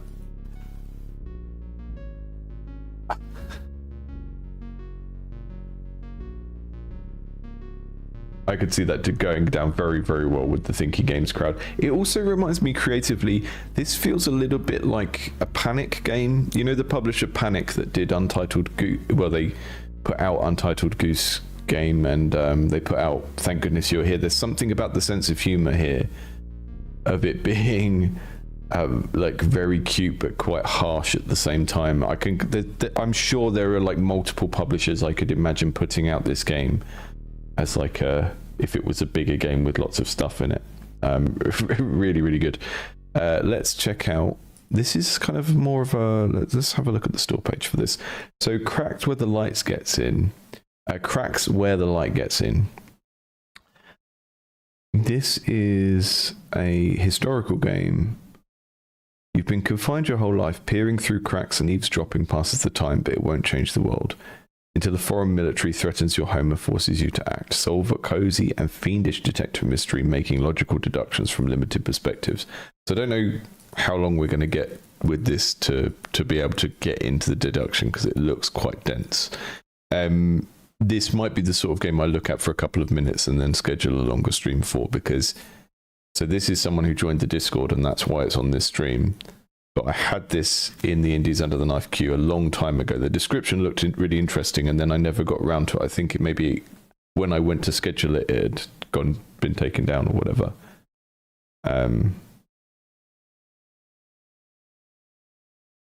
Yeah, that did feel like a Panic game. I mean, I guess that's a good compliment, right? Of bit like being told that your game feels like a game from this particular stable.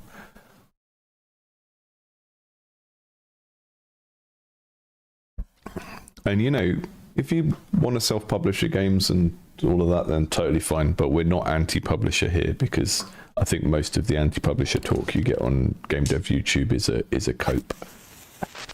It's like people in small local bands are like, yeah, fuck record labels. It's like no one has ever offered you a place on a record label. What are you talking about?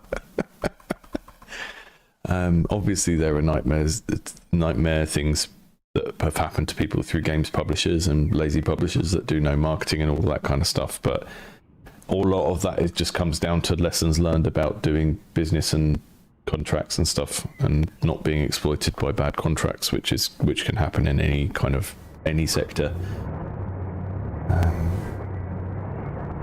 Make the worm scream. Oh my god, it would be so good to have a scream button on that worm game, because you can, like, particularly for streaming and stuff, or when you're playing with a friend and watching each other, because you can make the worm scream when you get stuck. Longer stream for this one. Okay, let's just check out the first couple of minutes, because I don't think we're going to be able to have enough time to really get into how this works. So we're hiding under a bed. Listen to what they're saying. Zoom with that. That's what they're saying. Please pardon the restraints we have found it necessary to guarantee our safety. This is Sentry. You must leave country of Heerland now. We are members of the North Ministry. Have you heard of us? Our new leaders have cancelled that ill-fated project and tasked us with finding anyone loyal to the old regime. You heard what she said? Red Spokes ain't welcome here. You know us by another name, but our great news has not yet been announced in southern Heerland, so it would seem you know too much. And that name has now been outlawed since it was popular among the old loyalists, so it would seem you know too little, victims of your own seclusion. I'm trying to do subtle German. I'm getting there gradually. Please join us on our journey home. We will ensure that you are fully informed, but the delegated power of the Ministry of Justice, I place you under arrest. After reading, you can move back and forth through dialogue. Now pin it to your short-term memory. Oh, that's very interesting. That's very, very interesting. So I'm hiding under a bed. I think I might be a kid. We're gonna take something from here that we think is worth remembering. Okay. I think we need to know about the North Ministry. And I think we need... Oh no, I've pinned the whole thing. Okay. I thought we were just pinning one section. We pinned the whole thing. Okay, cool. I've missed the bit that was...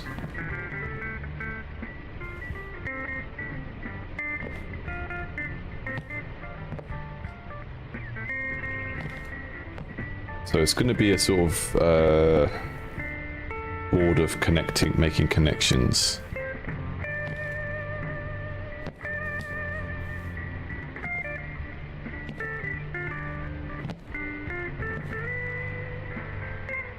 It says it's pinned, so I've already done the pinning. Interact with anything. Oh, there's a flag up there. Greetings to the newly appointed leaders of Murata. Oh, I love this kind of stuff. This is what I really loved about Blueprints, and I think a lot of the people that bounced off of Blueprints' first like 2 or 3 hours wouldn't have got to the point where you're dealing with this stuff. But the idea of being placed in a world with a kind of, you know, universe next door from ours, isn't in our world, but feels like it could be, and then you're in a good position to uncover mysteries about that world because it's not like just ours. So greetings to the we don't know that has been placed over something. So this is like a vehicle that has been commandeered by someone else and taken over by the newly appointed leaders, who are these guys. This is the vehicle belonging to these guys, right? These kind of seem to be sort of maybe some kind of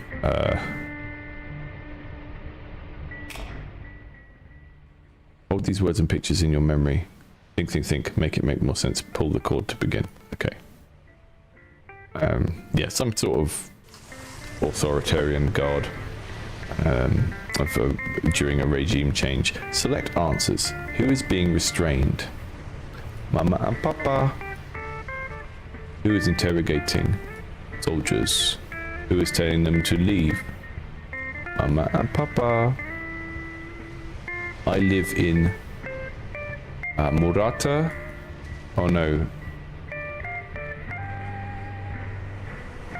No, I live in Heerland, because the dad said that they're not welcome in Heerland. Or maybe it's the other way around.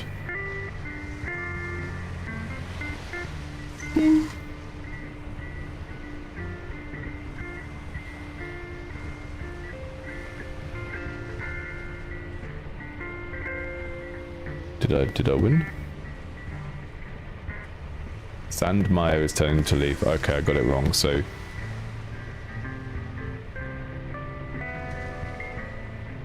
There we go.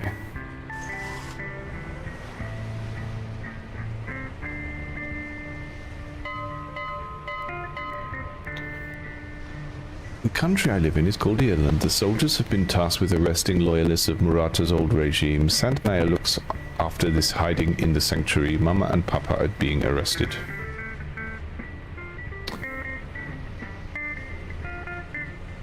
Where am I?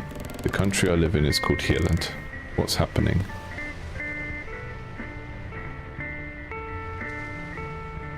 The soldiers have been tasked with arresting. That's what the soldiers have done. And what's happening?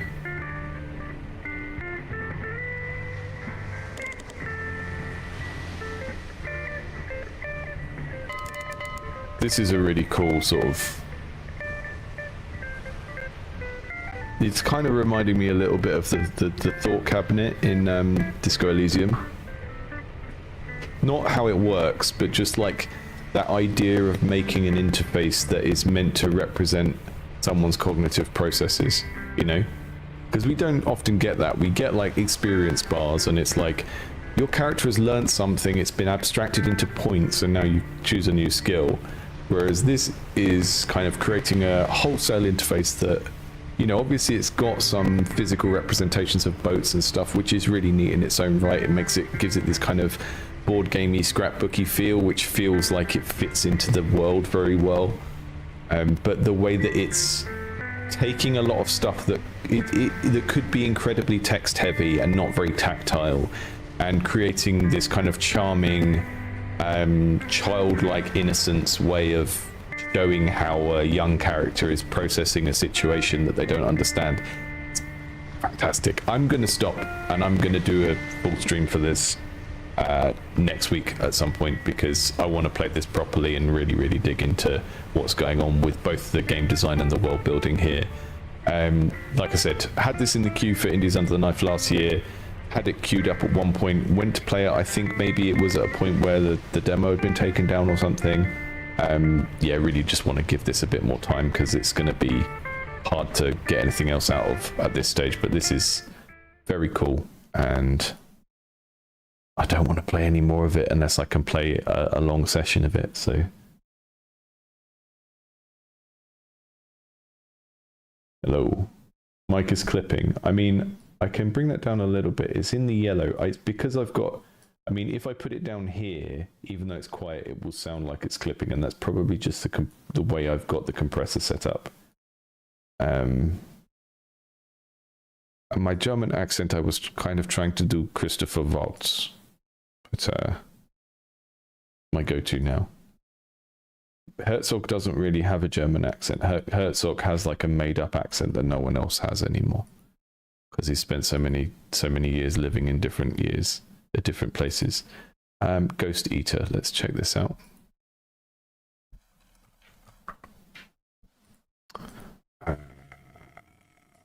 We've got Ghost Eater and False Alarm.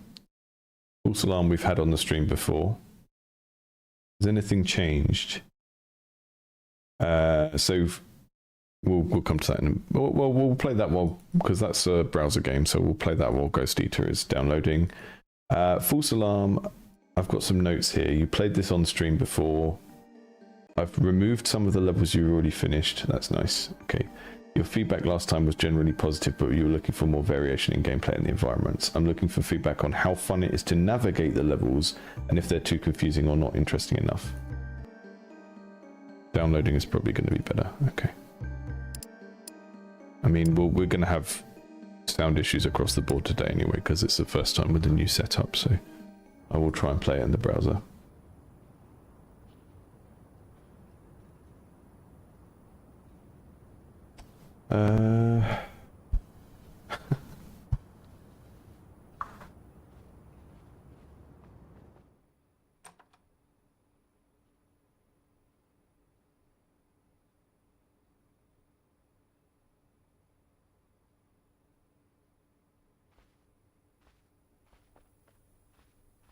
Yeah, I did like an hour before the stream trying to work out the signal chain for the mic, and I will come back to it later, but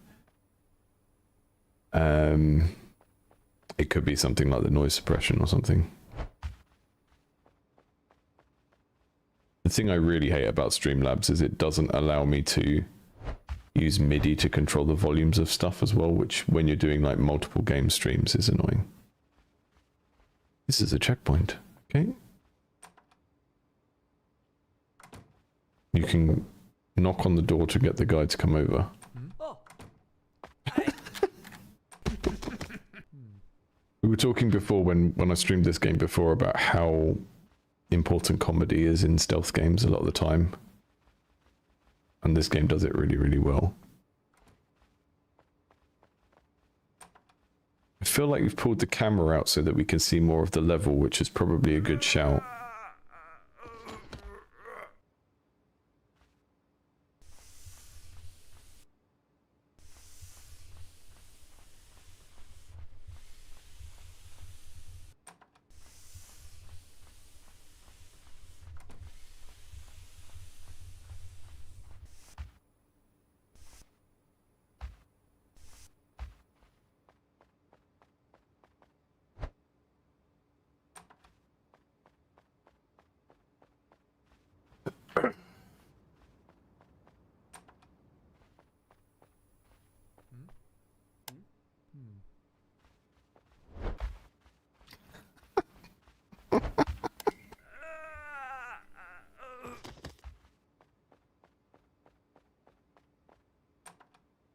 Yeah, I think the zooming out is a better use of the pixel art as well.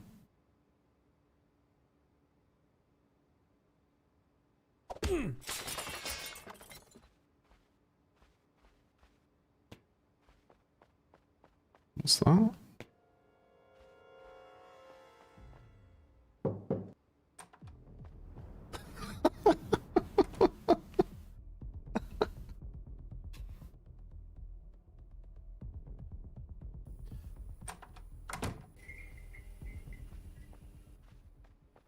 I love the idea of knocking on a door that leads outside. A hotel supplier dropped off a case of champagne no one ordered. Recover one of the bottles. It should be in a safe in one of the upstairs rooms. The laptop with the combination is probably at reception.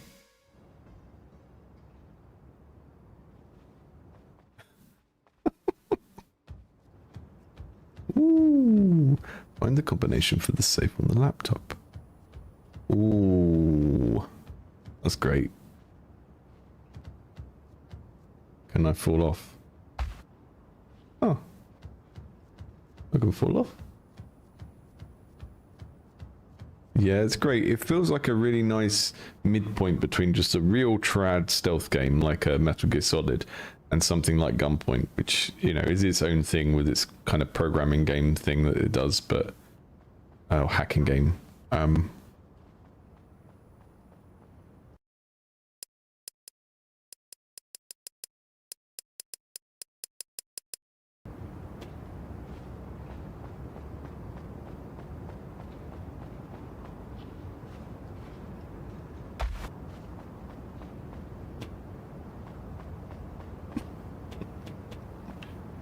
Imagine breaking into a building to steal a single bottle of champagne.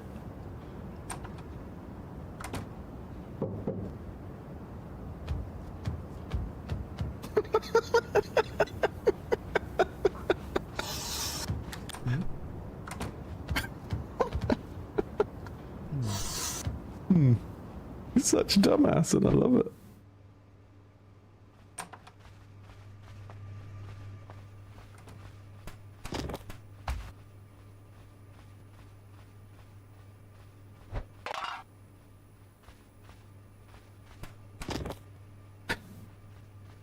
Yeah, the noise mechanic with the throwing things is starting to really come into its own now. It's already feeling a lot less linear, and I know you want earlier levels in a game to be more linear, but this, you know, I've gone all the way around the level in a way that feels like it's not the way I'm supposed to go, and the game is still giving me a game, you know?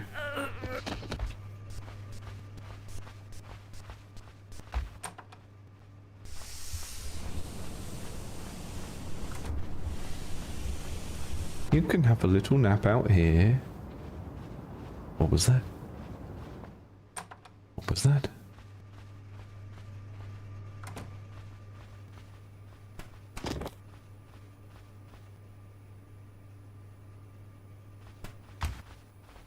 Hello, hello, hello. I want to give you a cuddle. Cuddle! Got the code for the safe. Time don't mind if I do. I'm going to take my friend with me.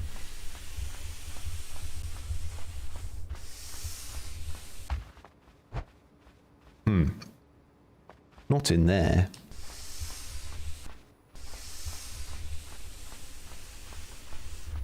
Where can I hide him?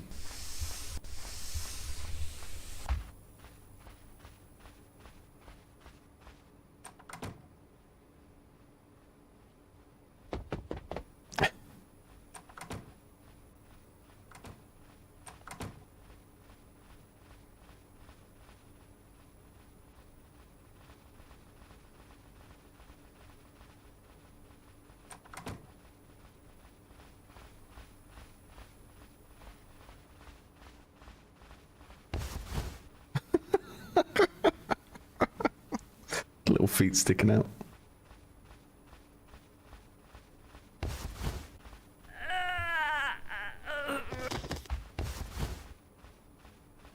Oh.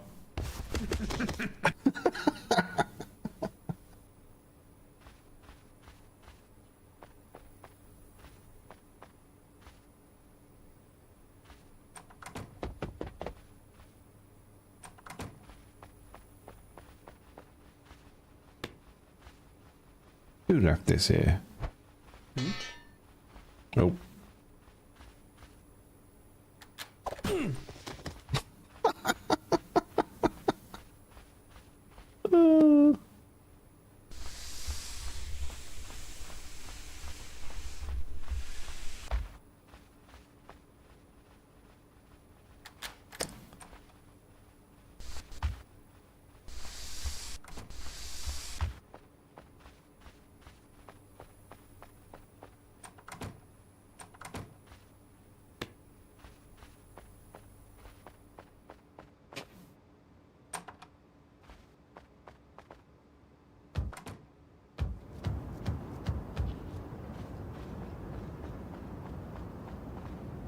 Can't go back that way.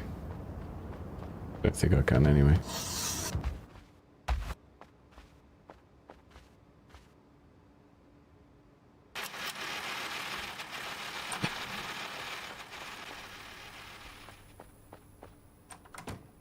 I mean, one of the questions was about navigation. It is confusing to navigate a level, but I kind of feel like that's the point.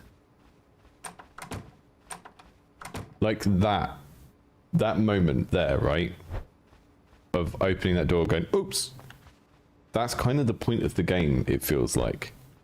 And it's like you can rush and you can run and just open the door, or you can peek through properly.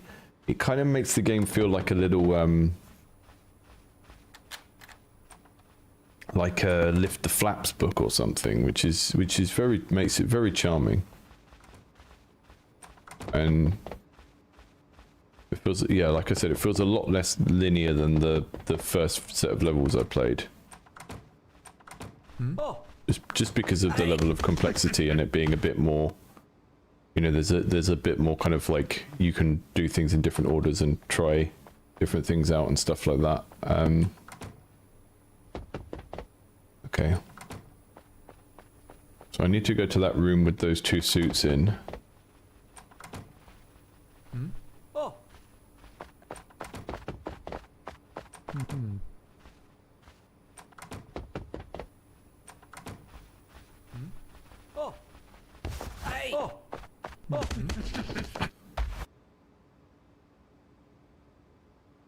Bullying me.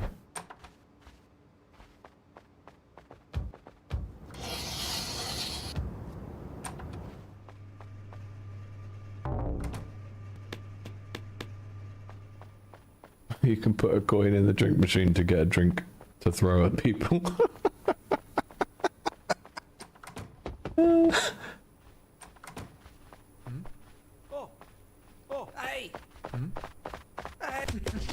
That was weird. I got stuck there. It was acting like there was a ledge where there wasn't.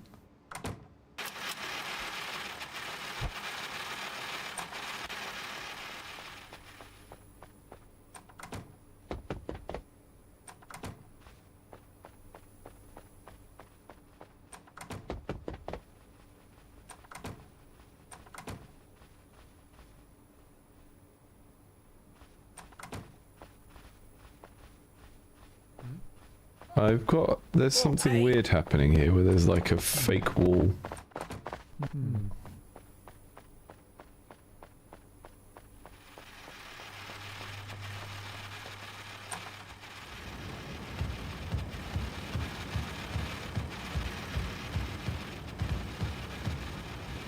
New bug. Is there a way to... Let's restart and see if it gets rid of it.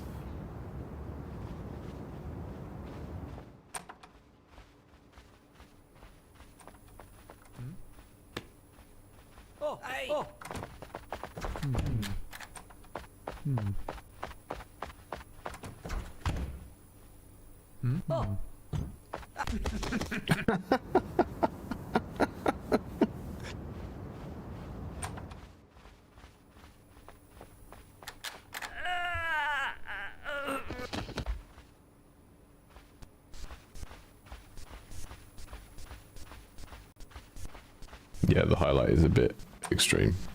I think it's better to start with things extreme and then tone them down from there.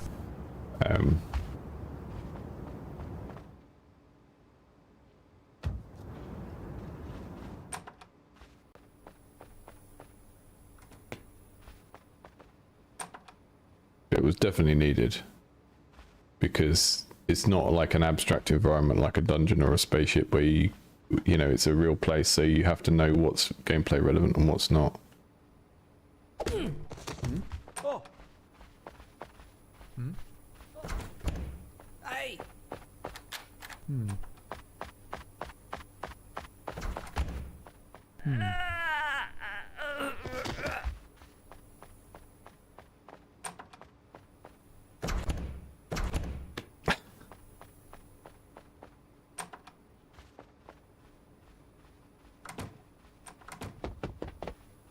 Okay, we need the password from in there.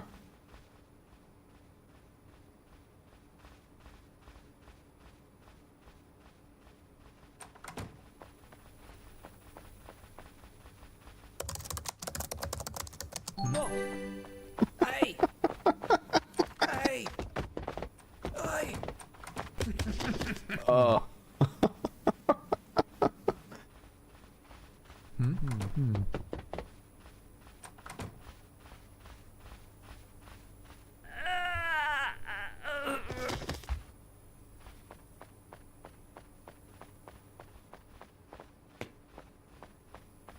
Don't mind if I do.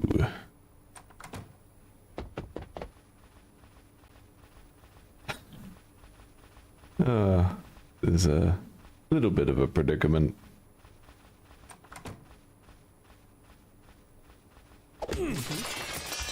Oh.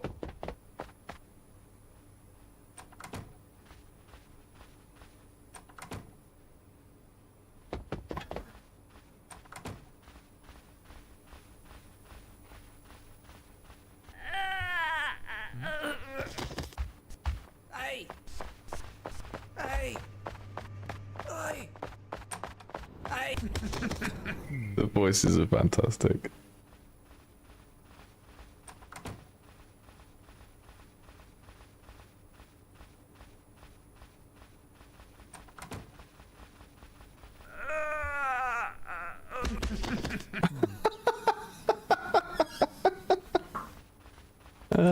I mean, you can see, like, one of the things that's coming out of this game as I play it is the amount of variation on, you know, these guys are just sort of patrolling the same space every time, but there's a lot of variation in terms of how you can approach it. And I'm getting a lot of fun out of just, like, playing the game badly, basically. Oh.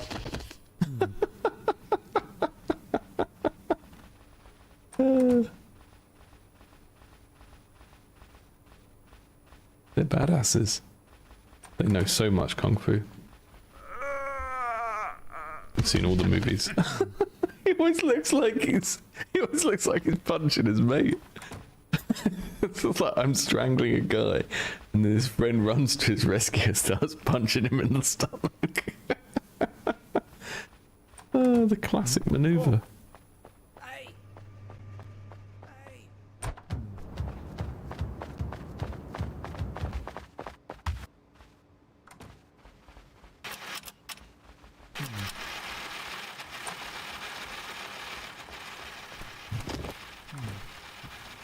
But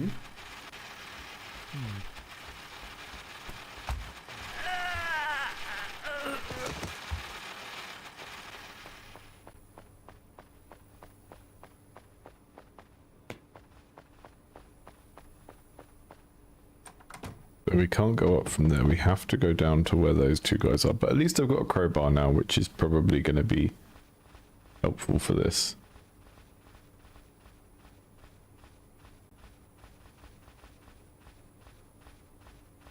It up a bit, please, guys. Yeah, there we go. Oh! Hey! Hey! Oi!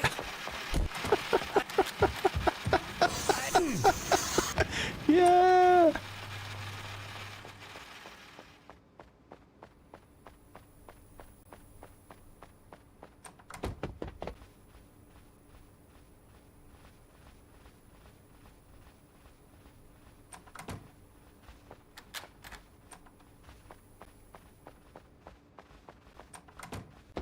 Okay.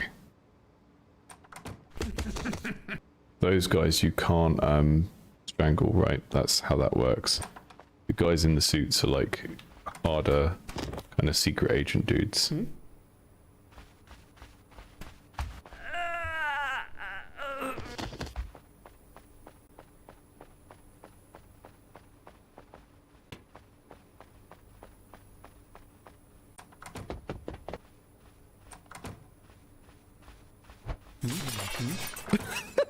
You can use it to break the lights.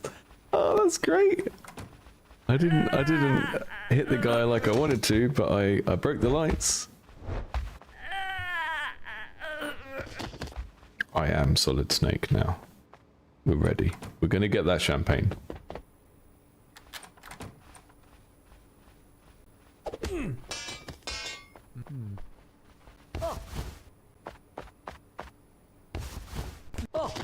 Oh, can't do that.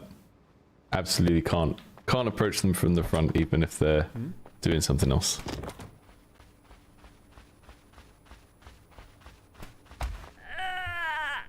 And we talked about this last time, but the reason why characters in stealth games need to be dumb is because you need to be able to learn how they work and how they respond to what you do and how they read the environment and stuff, otherwise you can't play the game.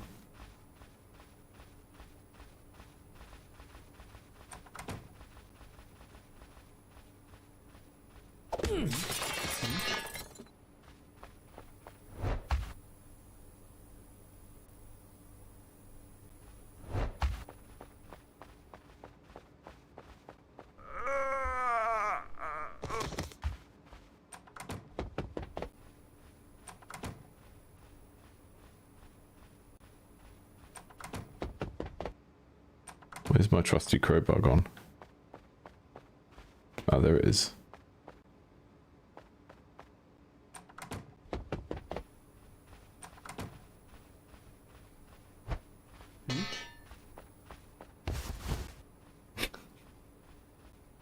Oh dear. It was really tough. This level is very, very hard, but I mean that's kind of what you need at some point in the game. You're right. This is going to be a few levels in. So if you've just joined the stream and you didn't see the previous one where we replayed this, we're kind of skipped a few levels to get here. I don't think I'm going to be able to finish it in time.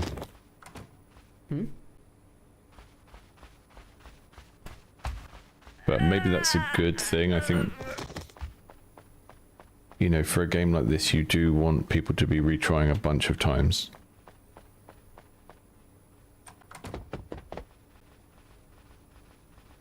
And part of it is I'm in a hurry, so I'm not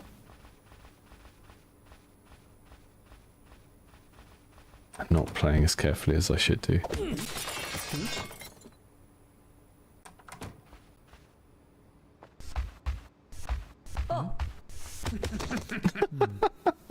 Had a bit of a problem there with the conflict between the strangle button and the pick up and drag button being the same thing.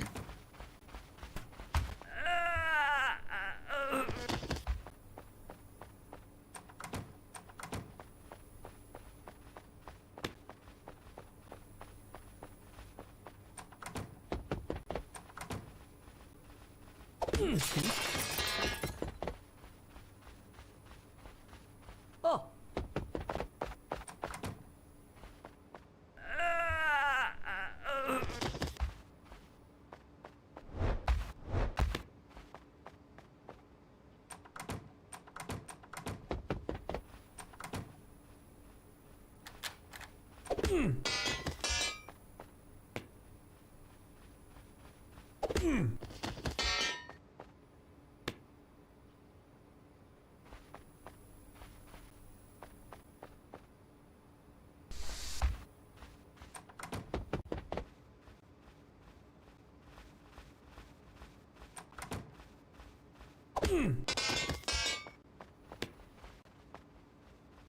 Oh.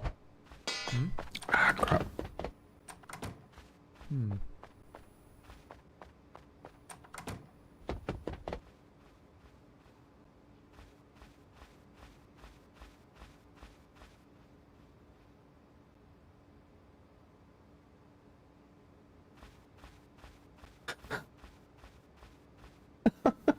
No, I meant there was a conflict between... I meant that the game inputs were conflicting between...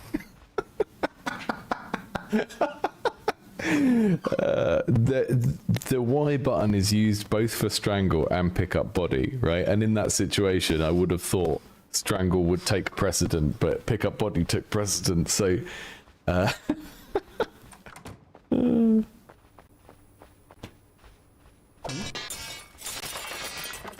Oh.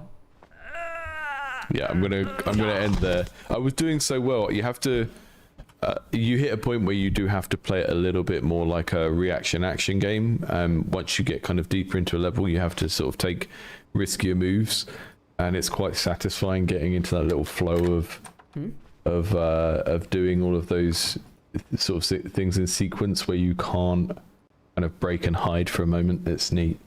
Let's check out Ghost Eater, last game on today's stream, and then I'm going to wrap up for the day. Oh. As always, you can submit games by using the form on indiegameclinic.com in the little blue box at the bottom left. Those games get played roughly once a week. There is no real... There is a queue, but it's not really first come, first serve, because it's based on which games I can fit into a theme. This stream on Wednesdays, or every other Wednesday currently, is for our Discord members. So you can support the channel on patreon.com/indiegameclinic. That supports me doing this kind of stuff, and also video essays about game design and development and other things. It supports our book club podcast, which had a little bit of a forced hiatus due to me moving house, but we should be back with the book on the Scott McCloud book on comics soon. And then after that, we're covering Tynan Sylvester's from Rimworld's book.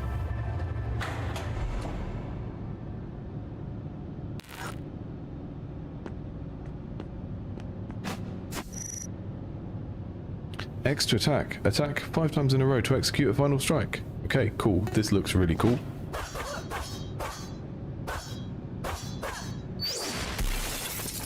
Like Mad World, but make it manga. If people remember, Mad World was like a Nintendo Wii sort of attempt at a Nintendo Wii Nintendo hardcore game. Cool, you got it. Feel free to try out more moves or go upstairs to continue. Okay. Heavy slash on X, cost 2, it says.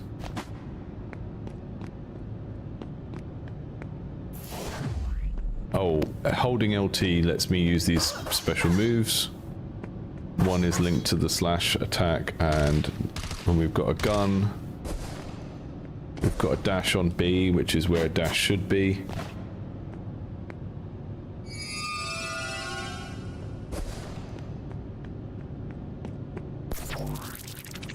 Hello, sparring partner. That's great. Very readable, which is hard to do with like one color, no color games.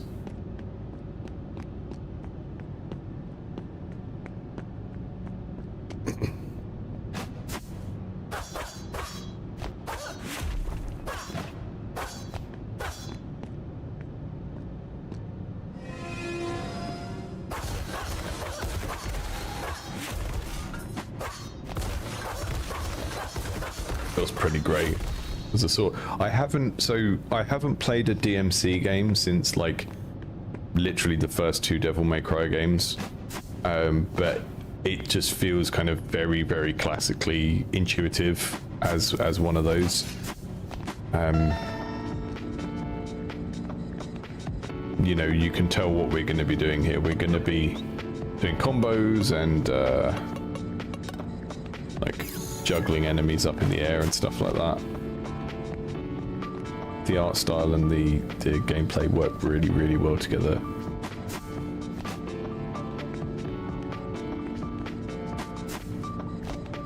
And that's the thing. The thing with like doing art direction in games and like creative direction in games, it's not just like, is the game fun and does the art look cool? It's like, are the art and gameplay cool in the same way, right? In a way that complements each other. And I think that could be the case here. I think there's probably some parts where we might have some visibility problems with this art style, but it really depends how complex situations get when we're fighting. Let's check out the new hacking interface. Madam, you have tentacles on your head. Can I hack your brain? Can I hack my brain? I want to hack your brain because you've got tentacles on your head. Let's start with something easy first. Let's make an espresso. Ugh.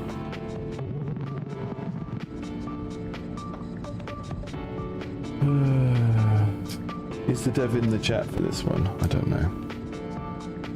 Okay, I'll try. I don't know, the rest of the art seems too competent for it to just randomly have an AI portrait in it.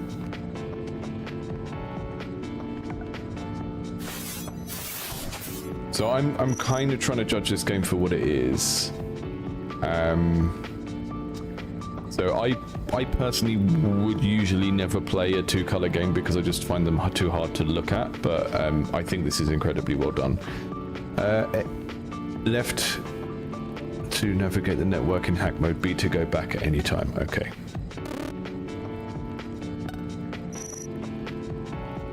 Just for fun, I put some encryption on the coffee maker. Let's see if you can crack it.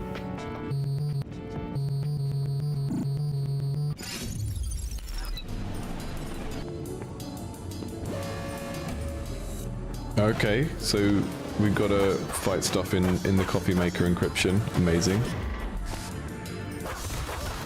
Yeah, we're doing an actual sort of manga comic, and it's kind of a Portal fantasy, but a cyberpunk one, right? That's kind of the stuff that this is pulling on.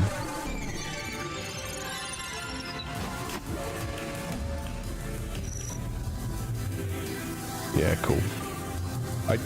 You can usually tell when something is AI in a game because it's like a competent piece of art in a game that doesn't have competent art, right? So, like, the thing with this one is like, yeah, it's gonna have a good portrait because look at the rest of the game.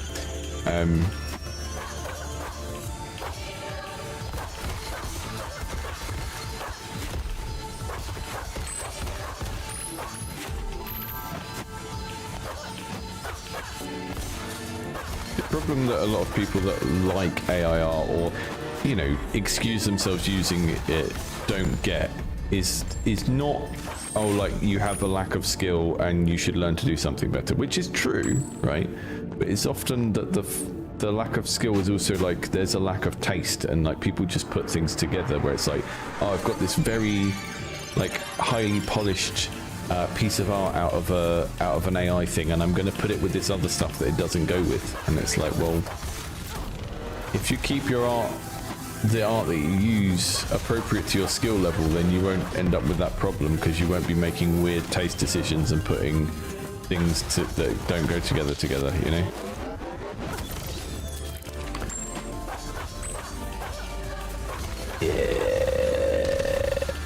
Yeah, that feels great.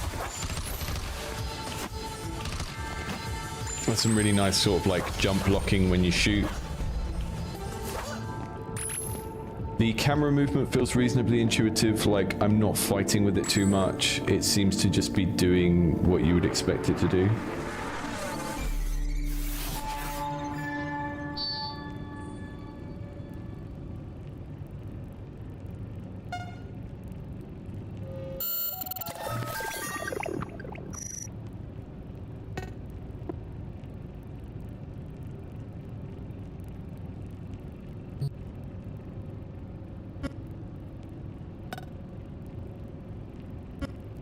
a bit stuck there. Did I not do it? Let's try again.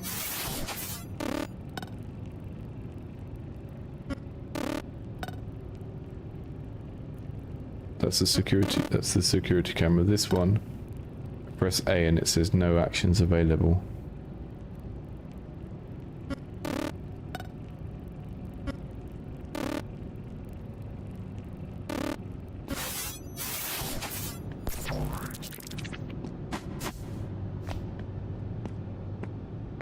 I mean, a competent artist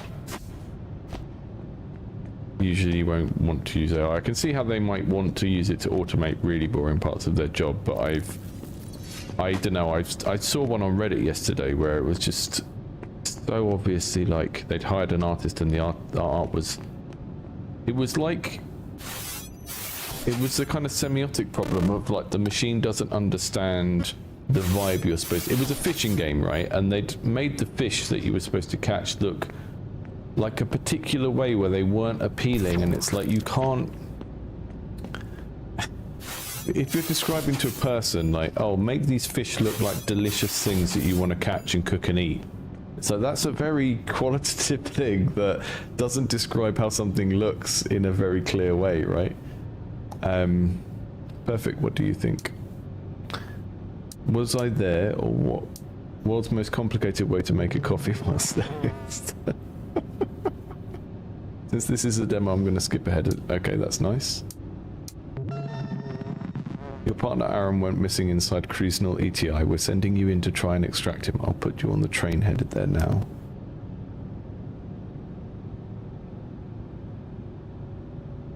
Yeah, I mean, that's the same problem I've had with trying to use... Whenever I've dipped back and tried to use a GPT for writing, I'm just like...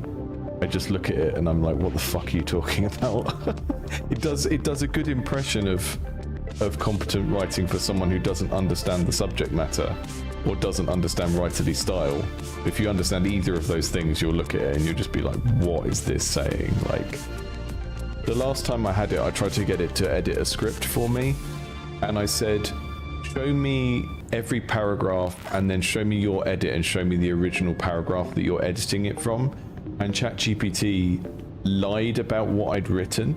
And so on the left-hand column where it was trying to say, this is what you wrote and this is what I wrote, it was feeding back things that I hadn't said. And this was like 6 months ago I last tried it, and it was still useless.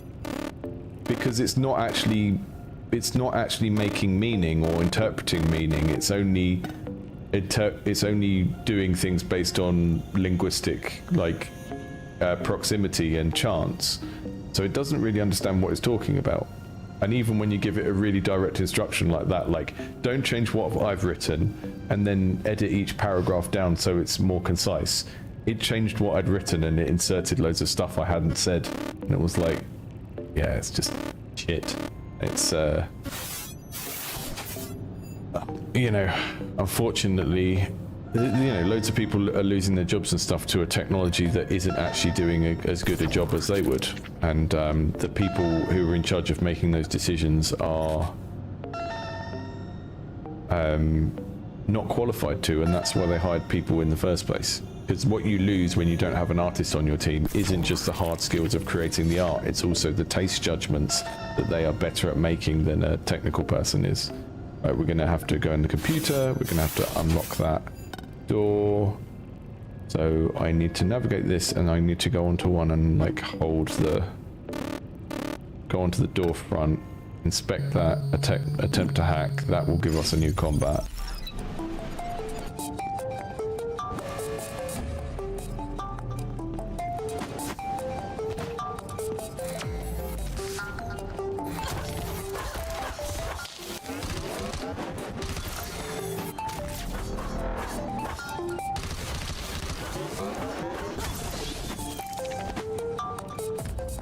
Yeah, the dehydrating people to death for shit output machine, yep.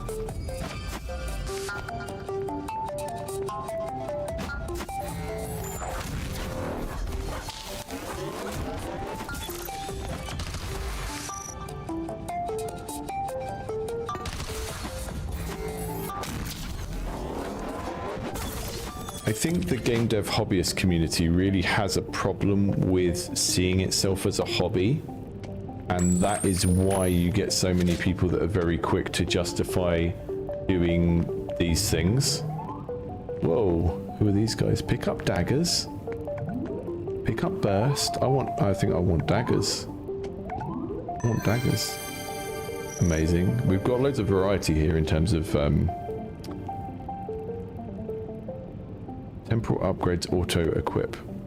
Which skills with that? Okay, so that changes. That changes my. So that changes what ability I do when I do LT left trigger on that. So that's heavy slash, multi daggers. That's cool. There's really nice variety in the abilities you can get here.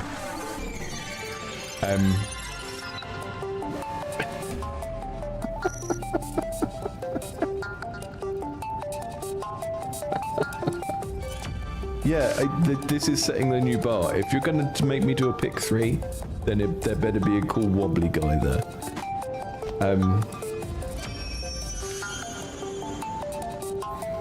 Yeah, I think because like in other kind of creative art forms like filmmaking and music and stuff, there's a much higher percentage of people that accept that they are just doing it as a hobby. It seems like we have a lot more kind of like entrepreneurial dreaming stuff around games, possibly because of how it's been sold to people. I died already. And I think that's why you get it particularly bad on Reddit at the moment. You know, people that are using AI and they have a real victim complex about it, and they're like, oh, but I'm just a little guy, I can't afford to give someone 50 quid to draw a picture for me. And they get really upset about it. They have a really strong victim complex about it. And it's like, mate, this is, you're not, if you were a business person, you would not care about spending 200 quid on a Steam capsule or whatever. And you know, if it's a business, treat it like a business. And if you are a business person, you're not going to worry investing something to not look like a chode who wants to destroy the environment. And if it's not a business, then like just draw a shit thing.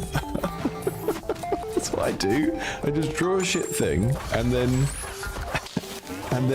if at some point I can afford to have someone else draw a thing that's not shit, and then I'll pay them for that. But like, if you're treating it as a business and not a hobby, then well, you should be like willing to invest a little bit of money in that. And then there's people who have hobbies like, you know, playing electric guitar or golf that costs way more than it costs to pay an artist or a graphic designer to make some parts of your game not crap before you start asking people for money on it on a digital storefront, you know. It's been a while since we've had this rant, but it's a refresher for anyone in the chat who's new to the channel and is considering sending me slop. But yeah, as a hobby, eventually you'll get to a skill level where maybe you can consider it to be, you know, a commercial enterprise. But yeah, commerce doesn't run off of people going, oh, I'm the little guy, oh, I should be able to do immoral things because I can't afford this, that or the other. It's like, no one's going to have any sympathy with you for that position. That's not like that's just sort of self-pity and cutting corners. And there are so many things that people could, I think that's like, that for me is the attitudinal thing that you have to be a good game developer, is just some degree of care for who you're making games for. And there's so many better things that people could be doing with their time than playing any video game in the first place, right? I'm gonna go full bloody Josh Strafe on this one, but there's so many better things you could be doing with your time than playing a video game. So if you're going to make a video game and then ask people to spend not just their time but also their money on it, then it better have as much love and care and attention put into it as possible, because, you know, playing video games is already a bit of a waste of time a lot of the time. So and people can always find a better video game to play for the price point that you're asking for your game for. So, you know, I've opened the tram door. I really like, sorry, I haven't been talking about the game much, but I really like what we're seeing here, and like the interplay between like manipulating stuff in the main world. That drives the story forward a little bit. Then you hit a point where you need to, you know, to hack another thing. That puts us back into the arena. It's a really neat way of having a game world which tells a story and you can run around in, and having combat, but sort of sectioning them up so the combat happens in a more abstract arena. That allows this game to be quite large in its ambitions, but because we're keeping the combat sort of sectioned off in that hacking space, it kind of feels like maybe it's a little bit more manageable scope wise. So there's some really smart stuff going on here. Yeah, cool.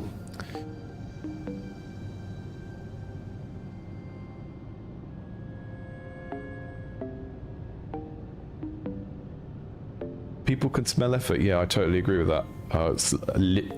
Yeah, one of the arguments in the video, I've got a video essay coming out on Friday that makes a very similar argument to that about, you know, game mechanics that don't seem to be that important and are kind of silly and frivolous often end up being really important because people see them as attention to detail. Very strange. They knew you were coming. I advanced your visit with the secretary. Anyways, what's up? Or I hacked into the Creasel vending network. Fabbit? Oh, please don't murder me, Cyberpunk Sanrio.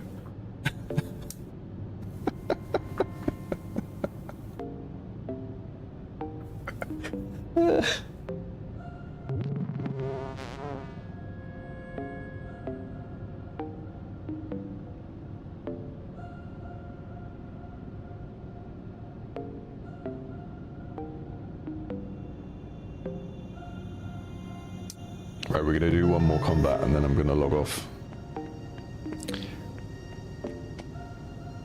My eyes a little bit.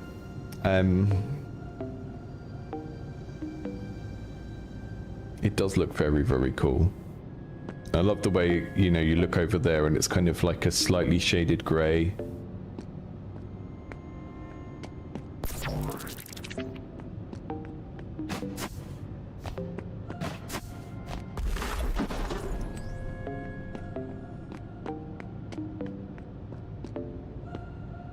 Look at that, using the kind of black in the distance to create the depth. Really neat. Hello? Hello, it's just... Oh, you've been censored.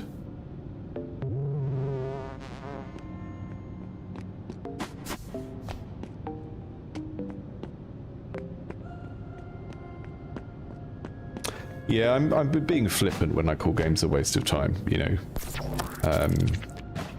I obviously, you know, I make games and I spend a lot of time playing games, so I think that's probably not the right way to put it, but I think the way I see it is that there is always something more productive you could be doing. And I think one of the problems that a lot of people have when they start making games is so engaging that they then stop playing enough games. And I do think it is important to play games as a game developer, particularly like,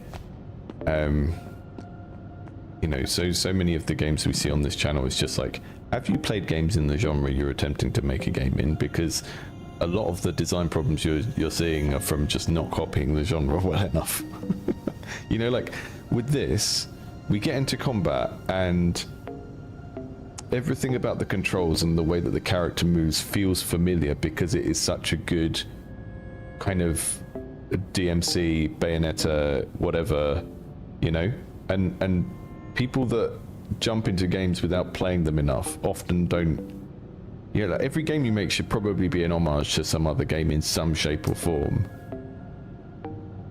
So yeah, I would never say don't play games, but I just think out of all of the things you can do with your time, I guess the thing I'm really trying to express is that when you're making stuff, you should respect the time of your audience, right?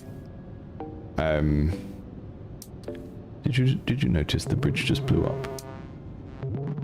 And even if someone spends like 6 hours a day playing games, they can still probably find games that have had a lot more love put in than 90% of what's on Steam.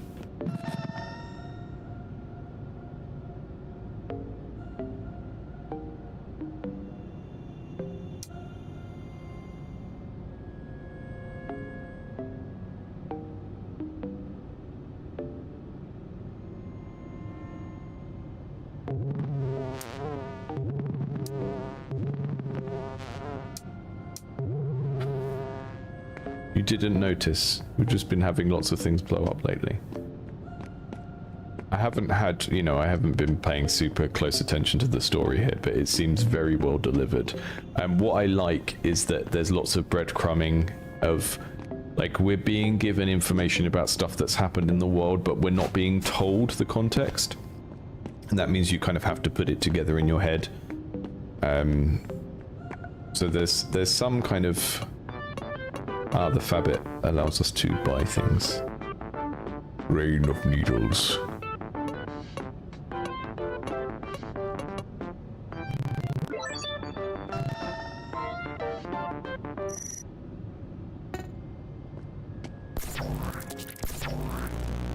Rest here.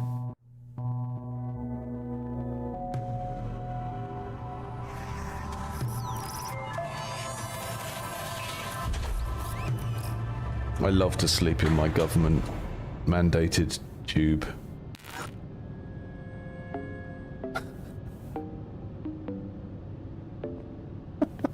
Gross lump.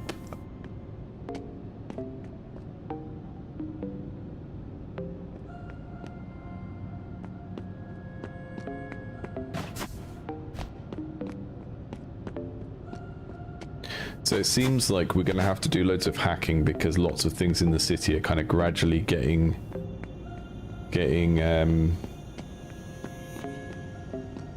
broken or whatever.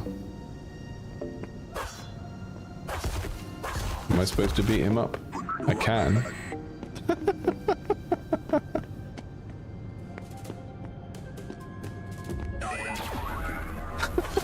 I'm just going to fight these guys.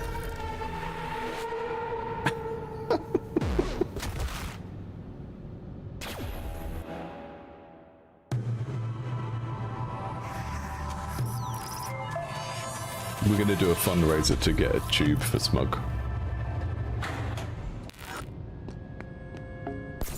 Well, I've got an audio bug. That sound's not going away. Oh, I might have to end it there because that it's happening everywhere.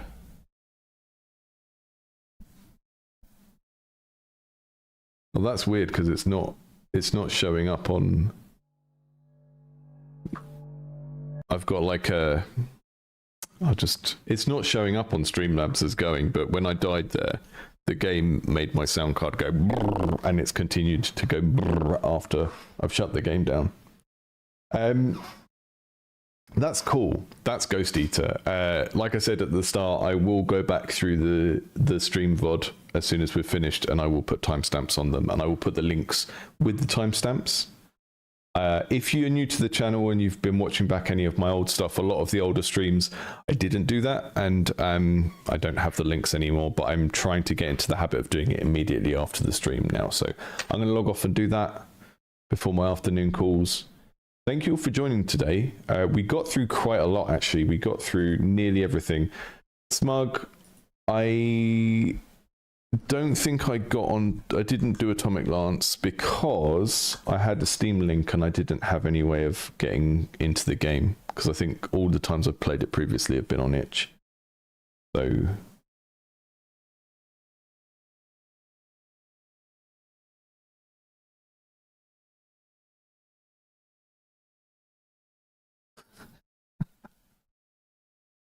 thank you for joining. I'm going to be back tomorrow. We have got a long play of one of the publicly submitted games. We're going to be checking out Hermit. Could go either way. Really, really could go either way, this one, because it's like one of those small studios trying to make a big RPG type thing. So could be having a lot of fun for 2 hours, or could be loading something up for 30 minutes and going, what's this? And having to do the Gordon Ramsay on it.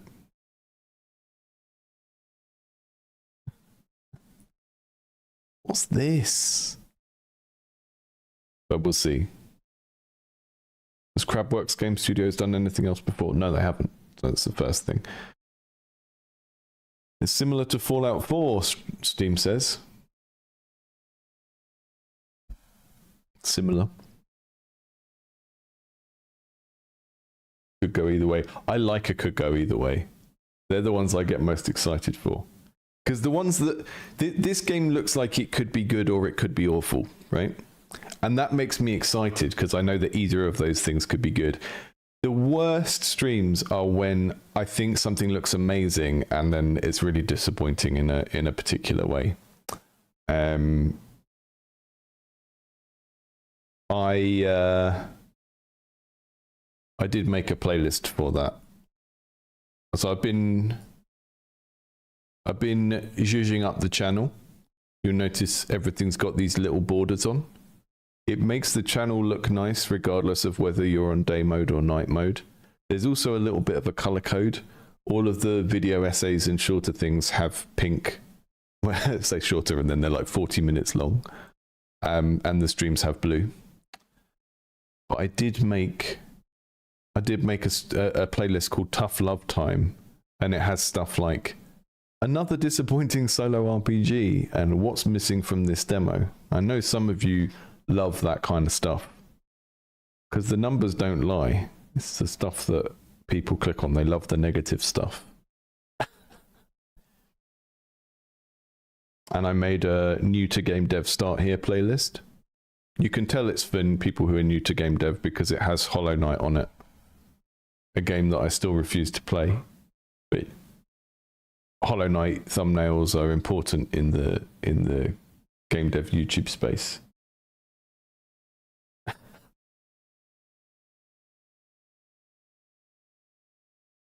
You've got to put Hollow Knight on something.